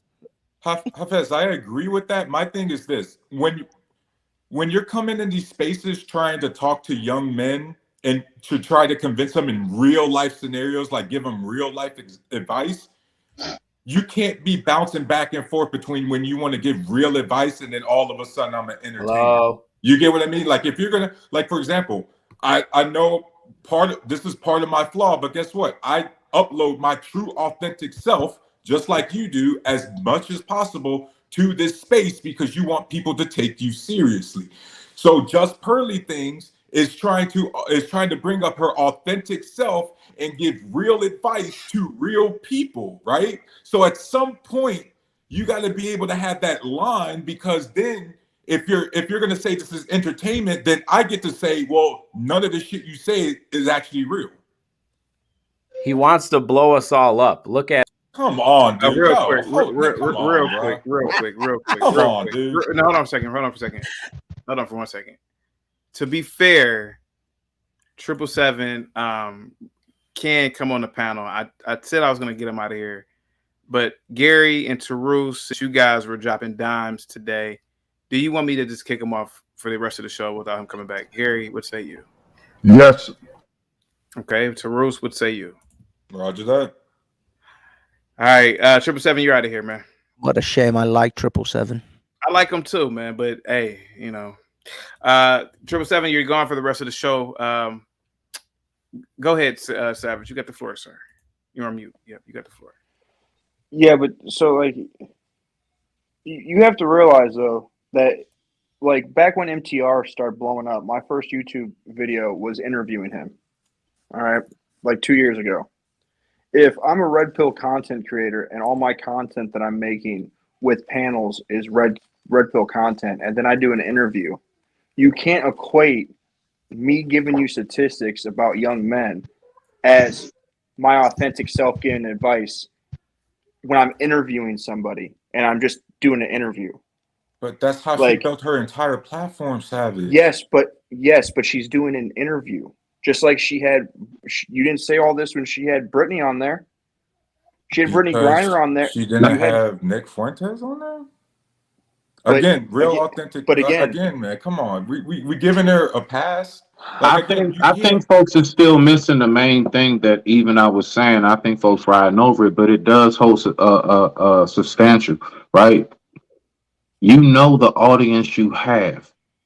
Unfortunately, my people are so daggone emotional about every little thing. You can't say this, you can't say that. And, if you're this color, that, bruh, I totally get all of that. So the only thing I'm saying is if look, let's put it like this. I can guarantee you if I was getting ready to speak on anything about the Jewish community and I have a large enough platform, I'm going to make sure I make it clear of what it is I'm about to talk about, what it is I'm going into. Okay. It ain't got nothing to do with I get what everybody's saying. CT with the whole, what's his name? Back in the day, I get all of that. All I'm saying is that if you're smart enough, and when it comes to business, Gary, you said it yourself, brother, and I agree. It's about the money. Okay, now watch this. It's about the money. So if you know that your cash cow for primarily has been us, then maybe you want to secure the bag. How do you secure the bag? You got to be careful how you move. Look, the fact is there are a lot of content creators who will not get on certain platforms for a reason because they don't even want to be guilty by association. Now, that's her platform. She can do whatever she wants. You guys are absolutely right. YouTube is a free place. I say the same thing to people on social media. You can't put up an ugly ass plate of food. And then when I say that's an ugly plate of food, you want to be like, why are you here? It's a free platform. You posted that ugly plate of mess. I get it. But all I'm saying is that if you want to be smart, I'm talking about the business part. That was a bad business move, the way she went about it. She obviously stated in her own words, I didn't know much about him. I didn't know this. Well, as a business owner, you should make sure you know who you're hiring. Anybody who's ever hired anybody on a real legitimate basis, okay, you have to do something called a background check. Period. You can't get past that. That's all I'm saying. Is it possible? And Smitty just got me to think about something, but in a different direction. Is it possible that that's my job, sir? That's my job. Thank you. Is it possible that Just Pearly Things is a true capitalist and she needs the money? Absolutely, bro. No, I don't take. Yes. But if you want to capitalize on your capitalism, man, relax, man. There you go, girl. I'm sorry. I forgot you got a bouncer. Maybe. Now, the more I think about it, maybe she knows that the majority of her fan base is black, and to get black people. And to get it's the reverse. Yeah, and so maybe she got Nick Fuentes to come on there because she knows that'll go viral. She knows that'll keep the blacks keep continuing to watch her. Maybe that's what she did. That's genius. You know what? And there are folks even saying certain. Hold on, real quick, T. Are you saying she just breaks off the black community? Creators. There are certain folks saying certain content creators will take down their page to get a whole bunch of attention. There are people who will do stunts to get it. I mean, not to get attention, but they know it's going to bring the bag in. It may be a bad look for a second, and she may be saying to herself, you know what? It's going to blow home like everything else. Bring it home. You know what I mean?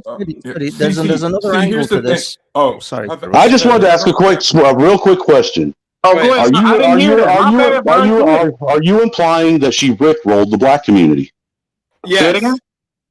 Me, no, somebody's talking to me. Oh, sorry. The more I think about it, I don't know why I just thought about it, but what if it was just all in a big, elaborate business? I don't want to say scheme, but something to keep the viewers coming in. Dude, that's like the biggest rickroll ever done. That's probably No. That's just business. Go ahead there, Taru. Right. CT, here's my only pushback. When people are trying to give her the benefit of the doubt and saying she's conducting an interview, then guess what? Isn't part of the interview researching who you're interviewing? Because a lot of people didn't. Not necessarily. You didn't know who Nick Fuentes was. Wait, hold up. If you're gonna give an interview, shouldn't you know who you're interviewing? Not necessarily, sir. To some extent, yes. That's what I'm saying. I'm saying that she knows who she's interviewing, and she knows that this. Then how do you even know the questions to ask if you don't know who you're interviewing? Let me just throw in some. You don't think she has a producer? Motherfucker, can I talk? Damn. Okay. Just want to get this out. Call me a conspiracy theorist here. Now, I'm not trying to knock just Pearly things, but I think maybe, again, she knew all about Nick Fuentes. Her crew, the Blackies, knew all about Nick Fuentes. They said, just Pearly things, your numbers dropped by 5%. We got to keep niggas' attention. Maybe we could bring on Nick Fuentes and that'll dry the numbers back up. Maybe that's what she really did. Hey, just Pearly things. Hey, I rock with you. That's some true. Gary, do you think that's what she did? Is that not what I said originally? I couldn't hear because everybody's talking over you, but that's what you said. Okay. It's only business. Remember I said that her name is in the algorithm? Yeah. All over it. Yeah. Remember, that's how you get money. That's what I was thinking. And like now that I think about it, maybe exactly that's what she did. Because eventually, because you could see your back end numbers in the in your analytics, and she may have black people telling her, "Hey man, look, you gotta get some controversy going on." And racism sells. Remember, racism sells. Look at it. Nick Fuentes, she had him on there for a reason. I think that's what it is. Let me see. John Small said, I think CT is on to something. Let me see. Do you think that's what she did, my good sir? Yes, and not only that, there's a thing about was it like 6 points of contact? The thing is, I think Pearl's ultimate goal is to get Kanye West on her show. Nick Fuentes is the in to that. Yeah, and because Nick Fuentes is, I guess, pretty close with Did Kanye. you just see what Kanye said? No, he likes Jewish people now after watching 21 Jump Street. Nah, bump that. Because honestly, I have seen personally, it's not hard to get an interview with Kanye. Kanye has been talking to almost like regular people, bruh. I think she could go. No offense, Smitty. I don't know if the Iranian gentleman was done speaking. I mean, can he finish a damn sentence? He just got here. Go ahead. No, it's good. It's fine. That's exactly it. Because I think it's these barbaric Americans. They have no sense of Robert's Rules of Order, sir. Go ahead. Man, I just like to plunder. Look. Oh no! Now he broke up. Okay, Smitty, you could talk. He broke. His phone. Hey, CT, I actually gotta go, man. I was gonna say, don't give him the floor; he'll never give it back. Yeah. Can I give a final thought real quick, CT? Yeah, go ahead, Tarus. You get the floor. Yo, I really had a lot of fun. I had a lot of fun. Chaotic as it was, it lived up to the platform name. Nobody can deny that. Thank you so much, Tarus, man. Yeah. Hey, I appreciate, little brother. It was fun. You and I good, right? Brother, I'm old, man. I don't. Hey, I just what do you think I got that old, brother? On them rocks today for CT. Hey, Caruso, next time, brother. Hey, next time, yeah, Gary. You and I need to hit the horse track, bro. The race. Brother, I don't really play. Okay, have a good day. Hey, y'all have so a good much, one, man. Okay. Let Smitty get back in. Smitty, go ahead, sir. Nah, all right. I apologize, bro. I'm gonna try. Nah, I was just saying when he said that, I don't know. I'm just like, I don't know, because I I've seen it, man. It's not hard to get an interview with Ye. I think Chaotic can get an interview with Ye. Thanks. Like I mean, I'm just saying, like he's one of those people you would think, because we know him to be so huge, man. We know him. He's a megastar. He is. I mean, all the things he's produced and done. But Ye's talking to everybody. Yeah. Ye is. So that's all I was gonna say. So I mean, I'm not negating what you're saying.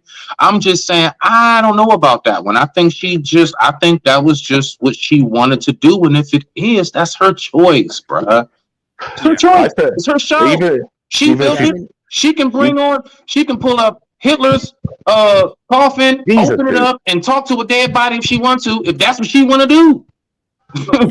Look, even if that was, even if she is trying to get Ye on there, it still doesn't change the fact that Chaotic might really be onto something about the whole trying to spin the back end of her algorithm. You know, using reverse psychology on people. That way, she gets noticed by him. 10% for your manager. I sparked the idea. Thank you, sir. Savage, what's up, man? You're on mute, Savage. It could also be that she got Destiny on prior to that, which Destiny is a controversial person who is the opposite. Oh, yeah, but Destiny's been whoring himself out with small timers lately. Well, let me ask y'all this: who would you say is more controversial between Andrew Tate and Fuentes? Guys, because she had him too. Sorry, I didn't mean to interrupt you, Red. Go ahead. I don't think Savage was Savage. Go ahead, sir. You got the floor, please, guys. Or Savage. Every time I talk, I get cut off. Yeah. But I apologize, sir. She had Andrew Tate on, and she had Destiny on. So the fact of the matter is like Andrew Tate got banned off all platforms. Destiny got banned off Twitch after 11 years. When all these people keep making these martyrs of people when they don't like something they say, or they don't like what they talk about, or they said one bad thing and they get banned, all you're doing is making these people get off the platforms, and then people are going to bring them on because the ratings go up because they're controversial. So it's a natural evolution that any big content creator is going to get these people on because it's going to help boost their numbers, because over time your numbers are going to die down. You're not going to be able to keep the same amount of people watching all of your videos for years. You're going to always have to do something to bring the attention onto you. So like that interview with Tate was, I think, the last interview that Tate did before he got arrested. Yes. And then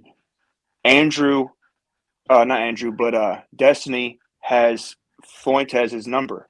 So I'm sure she got in contact through Destiny, and then Fuentes came on. She should have never apologized.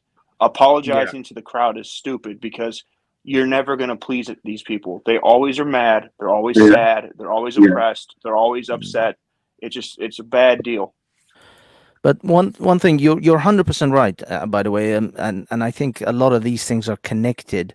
But ultimately, one thing that has happened and happens with even Kevin Samuels and others is that you get repetitive, and your conversations are with different faces, but the same conversation. And that's what was happening to Pearl's channel. I stopped watching some of Pearl's videos because I knew that the last conversation is going to be the same as this conversation. So she had to do something to pivot to keep the entertainment value going. And doing interviews is now become her thing. And that Andrew Tate one, I think, was a massive hit for her. I think those videos are still being cut and uploaded and made shorts out of. So she has to. You have to pivot at some point. You can only do the same thing for so long, the same format for so long. Eventually, something new has to happen. You're right, Hafez, and I think that the Black Manosphere and the Manosphere in general is dependent upon people like her for their content. Because when she stops putting out content that they can use for their content, you notice how the actual amount of people streaming, and putting consistent entertainment out starts to dwindle in the Manosphere, and specifically the Black Manosphere. They lose topics to talk about. Good point. No, he made a very, very good point on that. But let me ask you this, brother. The next EC, I'm sorry. Do you think that was the pivot she had to do, or like, in your opinion, would you, like, if you were in her position, would you have made that pivot, or would you have pivot right as opposed to left, or whatever? You know what I mean? Like, would have been something else she could have did that would have been just as look, the thing is, it's a gamble. Now, she has been rightfully marked as some kind of right-wing person, because that's what a lot of red pillars get marked as. Now, she had Destiny on prior to the Nick Fuentes show. So she's trying to show that she has a left-winger on, then a right-winger on, then perhaps another left-winger, another show. So if she's going to go with that, then that would make sense. Now, I think that it was a bad gamble with Fuentes. I think she could have gone with another right winger that would have been less controversial. Fuentes, I'll be honest, Fuentes is a poison chalice. It looks like he's going to boost your numbers and he's going to be good, but he could actually crumble your entire empire, because That's what so many people will come after I you. don't. Dude, she's trending right now, though. So he isn't crumbling her empire. She is literally trending. Yeah, I know, but what I mean is the backlash. It's a gamble. What I was saying is, it's a gamble. It could go good. It could, she could survive this, or it could totally destroy her. Half fast, real quick. I see where you're coming from, but it has worked so many times in American media. Donahue had on KKK members, neo-Nazis, black supremacists, Oprah Winfrey, Jerry Springer. It's worked a lot, man. So I see where you're coming from, but Just Pearly Things is not a White House. Well, she's not a person that we deem as somebody who's so professional that, hey, she can't be around certain people. She's not the. I think people are trying to equate her, and I'm not saying people are. She's not a 60 Minutes reporter. You know what 60 Minutes is, FS? Yes, yeah. She's not a 60 Minutes reporter. She's no different, in my opinion, than Jerry Springer, Montel. So I she feel like ambush style. Yeah, they used to have Ricky Lake. They used to have on these people all the time, and it was a different time and day. It was different. People weren't as emotional, and I think during that time you could get away with it. You are absolutely right, because all these shows I'm 80s babies. You're absolutely right. But I think in this climate, and it being so sensitive and so eggshelly, I think that's the only thing I would say is the difference in the time in which she's doing. If she did this 20 years ago, probably wouldn't have been an eye batted. Smitty, respect. Hold on, Smitty, respectfully. Respect. Let me ask go ahead, man. I love it, man. I ain't here for no echo chamber, man. Talk to me, shit. All right. Well, I mean, do you not see the inherent danger in this, though? I mean, it's not necessarily that she couldn't have had something else on, but I mean, once we start limiting what we can have on and what we can't have on based on infantilization of the audience, of tiptoeing around their feelings, we begin to shut down our ability to converse, to reach across the aisle, to speak to one another. I mean, we've spent the last decade seeing where this leads. I mean, do we really want to keep going down this road where we can't have people on because they say something we don't want to hear? Well, and if I may, can we keep it real? The actual people getting butthurt, that's just a social media thing. In the real world, people aren't like this. People don't act like this in the real world. This level of madness and people getting in their feelings really isn't like this when you go outside. True. No, they burn down whole cities. We've seen this time and again. I have video after video of it saved on my hard drive. I'd like to say something, but I would like Savage. Sorry, guys. Did you want to give, Give me 1 second, guys. This was spring break, by the way. I just want to.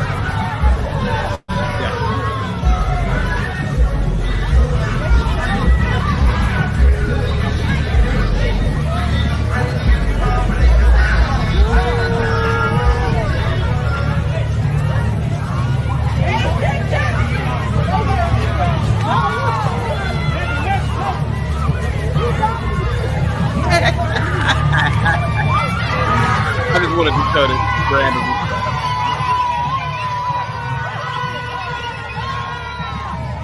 Yeah.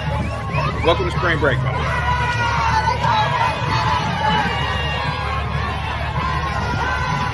I gotta say, spring break has changed from when I used to go down to Florida. For real, dude, there's hardly anybody there. Why aren't they on the beach? Hey, Well, Why look, do and the I crowds have are so a K? small, dude.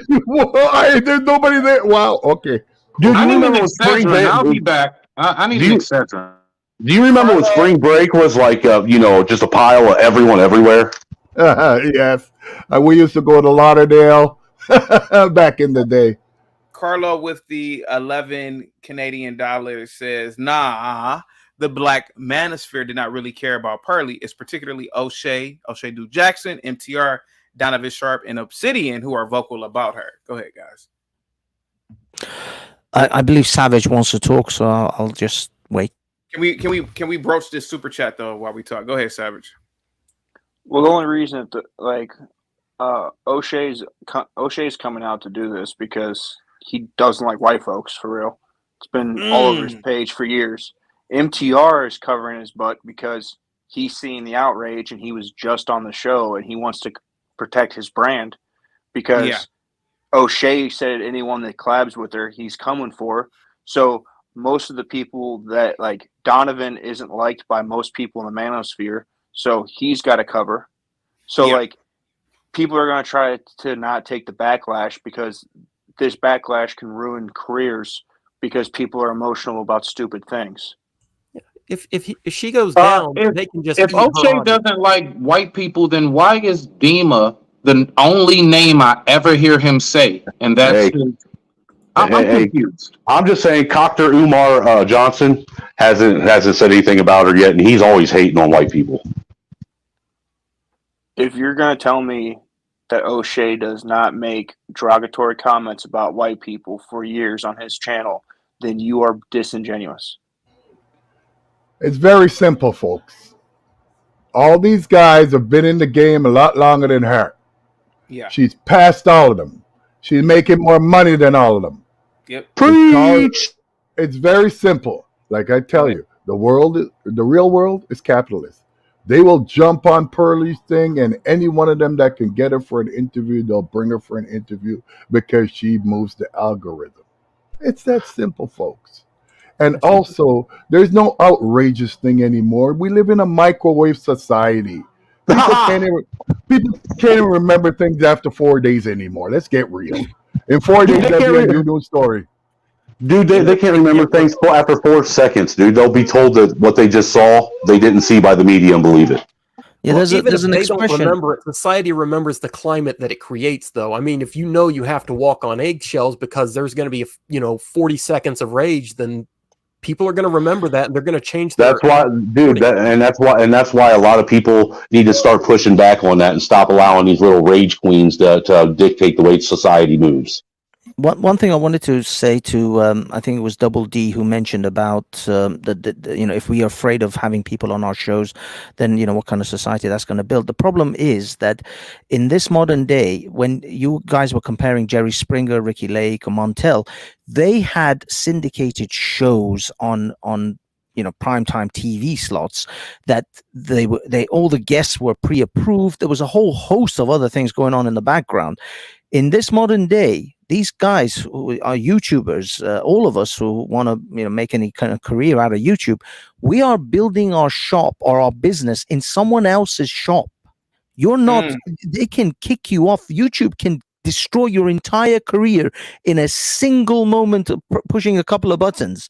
So you got to realize that if you are going to take those sort of chances, you didn't build, this isn't your website. This isn't your house. You're renting this from someone else, and that is YouTube or Twitter or Facebook or wherever that may be. So you have to kind of recognize that if you are going to take these chances, you have to play the game on the platforms that you're on, because these platforms can pull the rug from under your feet very quickly. You are not lying. I am not lying at all. It is a public platform, though. It is a public. It's not a publisher. It is not a public platform. It's a company owned by someone, and we are being allowed to use it. It is publicly funded and it is publicly protected. As in, they cannot have legal liability for what is posted specifically because of the legal structure here in America and the way it is set up. So, if we want to remove that, dude, if that were the case, they wouldn't be under Senate hearings every 2 months. For what it publishes, then yes, but otherwise, no. They are taking public funding and they are getting protected above other people.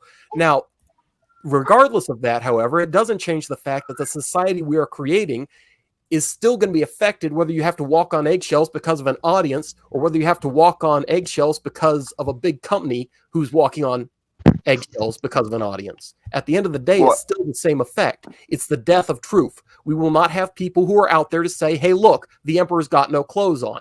We'll just have a bunch of buffoons out there walking around thinking they have on fancy clothes. Yeah, and you will be allowing, people going out and potentially destroying shit because you want to get truth out. Being afraid is just perpetuating it.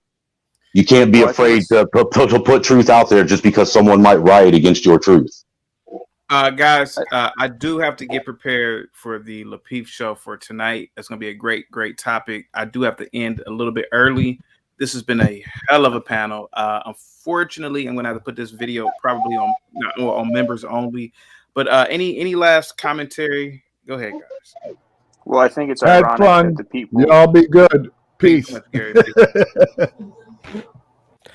I think Thank it's you, ironic. Go ahead.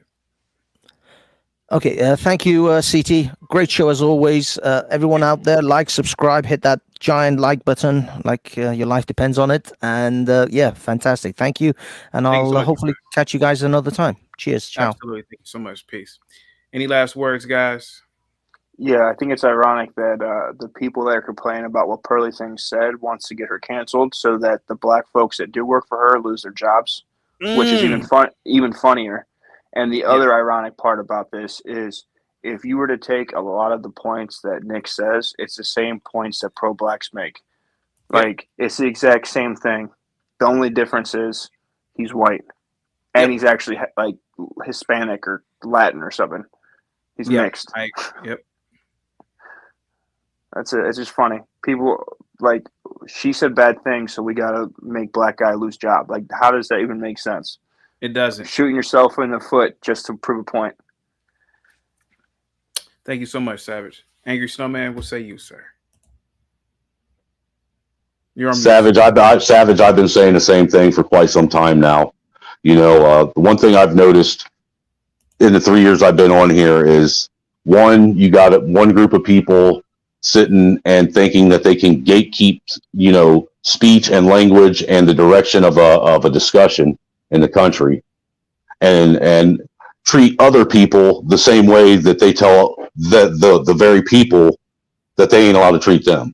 There's a lot of hypocrisy going on from one group of people in this country, and then there's another group of people that are literally bowing down and kissing their feet and allowing them to do it. And that stuff's literally got to stop, because that's why you see these riots happening when a criminal gets killed, because white people are bowing down and allowing a bunch of emotionally charged, uneducated idiots to control the flow of truth, the flow of information, and tell them that they can't do what they're actually doing. Yep. It's got to stop. And people need to start calling a spade when it comes to this. Straight up. The Pearly thing, it's just another example of do as I say, not as I do. You know what I'm saying? I'm going to get on here and I'm going to say everything I can, like I said earlier, about Whitey. But God forbid a white person to just interview or have a black person, come up on their panel and talk about stuff. Now you're grifting. Now you're taking away from, black entrepreneurship. Now you're taking away from the black community. Now you're taking away from black success and, blacks being able to do stuff in the community. Look, if you guys were really trying to have success and do stuff in the community, you would have started doing it a long time before YouTube started. Let's keep it real. You wouldn't be living, but hey, you know what, Chaotic? Love the discussions. I'm still waiting on that dude to answer back to my response to him the other day, from the stream I had. And if he does something to come over here, man, it's all good. Well, he said that all we did was mute him and kick him off, and just as well as I do, I didn't mute him. I let him go for a while till I got fed up. Yeah. And I told him, I posed a challenge. Look, if you want to sit here and say that you were wrong, then I challenge you to come up, and it'll just be me and him on the panel, and we can review the last hour when you came up, because what he doesn't realize is you came up with smoke at me too, pretty hard, pretty heavy. And I think after watching it with the wife, me and her both realized what you were doing. You were seeing who was actually really true to what they were saying. Yeah. You were coming up there to push buttons and see, hey, are you really going to act like what you said? And you saw one person act one way and another person respond another way. Yeah. So salute. Yeah, thank you. No, go ahead. No, I was just going to say salute to you for actually doing that, man, because that's the type of stuff that needs to happen more often too. People need to be challenged. If you're going to sit out here and push a certain rhetoric and say that you stand on a certain platform, they should be challenged on that platform and see if they actually stand on it firm or if they fold up. So salute to you. Keep doing what you're doing. Thanks for helping support me and get my channel going, brother. I appreciate it, man. Just promote it one more time for everybody who doesn't know about it real quick. What's that? The Angry Snowman 2? Angry Snowman, Roman numeral 2, man. We've been having some outlandish conversations and discussions over there. So they've been so good. CT's even been coming over and getting involved, man. So you know they're good. Thank you so much, man. Thank you, sir. I appreciate you. Peace. Peace. Peace. JQ says, Chaotic is a genius. Thank you so much, man. I do got to end early because I will be on Lapeef tonight with Amir at 10 o'clock. We're going to have a great topic for tonight. Let me see. I saw something in the chat real quick. Oh, Elderberry. Yes, I've been monetized for a long time. But thank you so much for asking. I'm definitely monetized. Just hit that $sign. Let me see. Sam says, CT, I just got back now. Ending it. Oh, you just got back. Yes, I got to end it because I got to be on the Lapeef. Dio, what's up, man? It's always good to hear from you, sir. What say you, sir?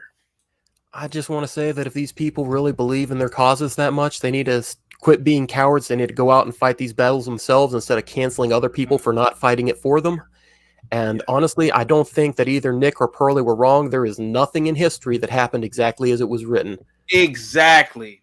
And I believe that the tragedy of a lot of historical accounts is the inability to tell a student to do research or to ask questions. When I started asking questions about slavery, I was told to shut my mouth. I started asking questions when I was little. I said, well, they say millions of people were taken from this continent. Well, how is that logistically possible? Shut up, CT. Shut your mouth.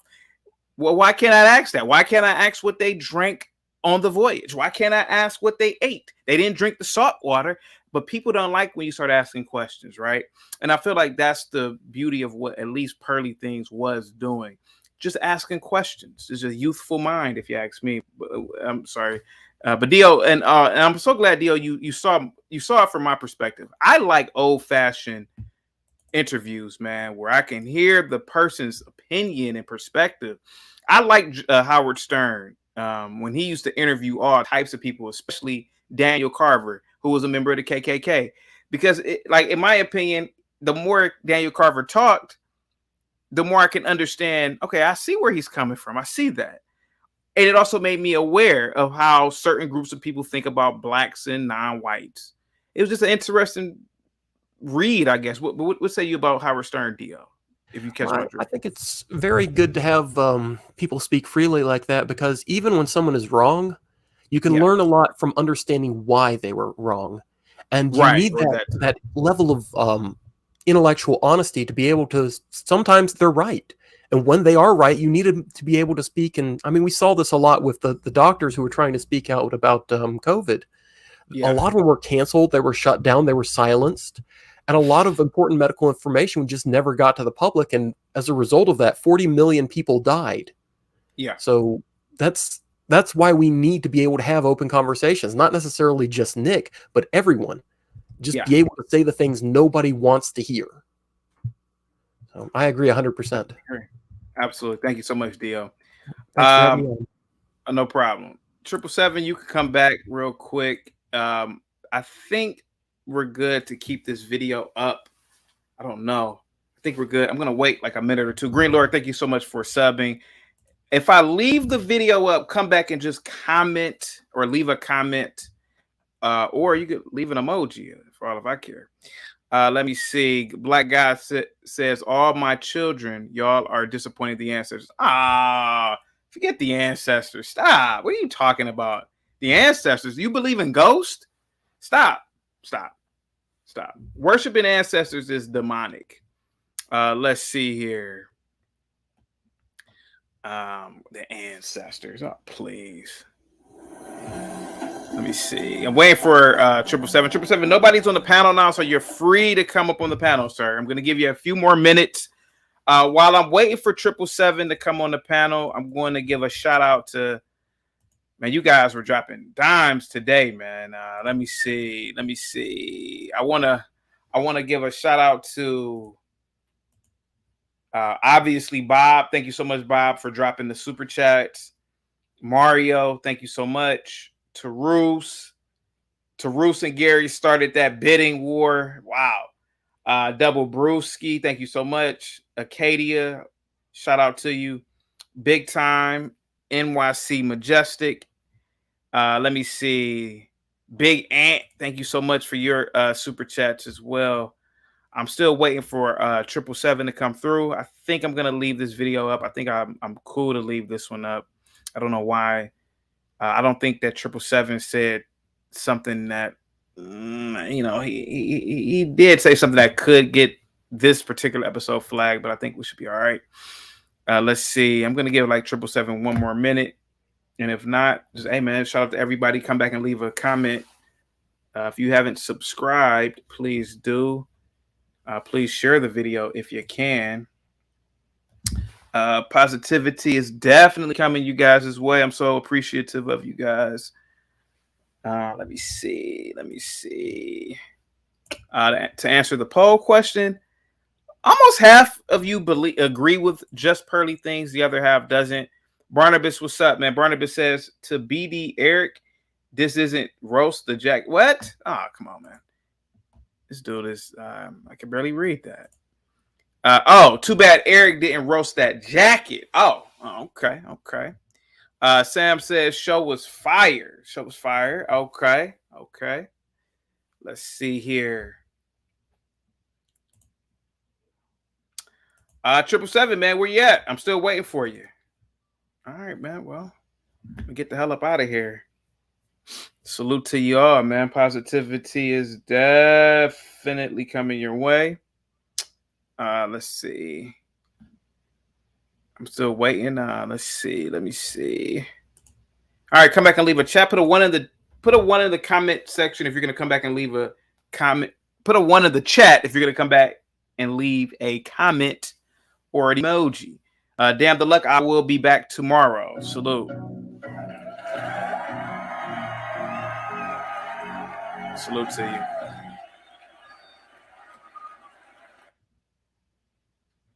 Girls from Rutgers, man, they got tattoos and some hardcore hoes. That's a nappy-headed hose there. I'm gonna tell you that now.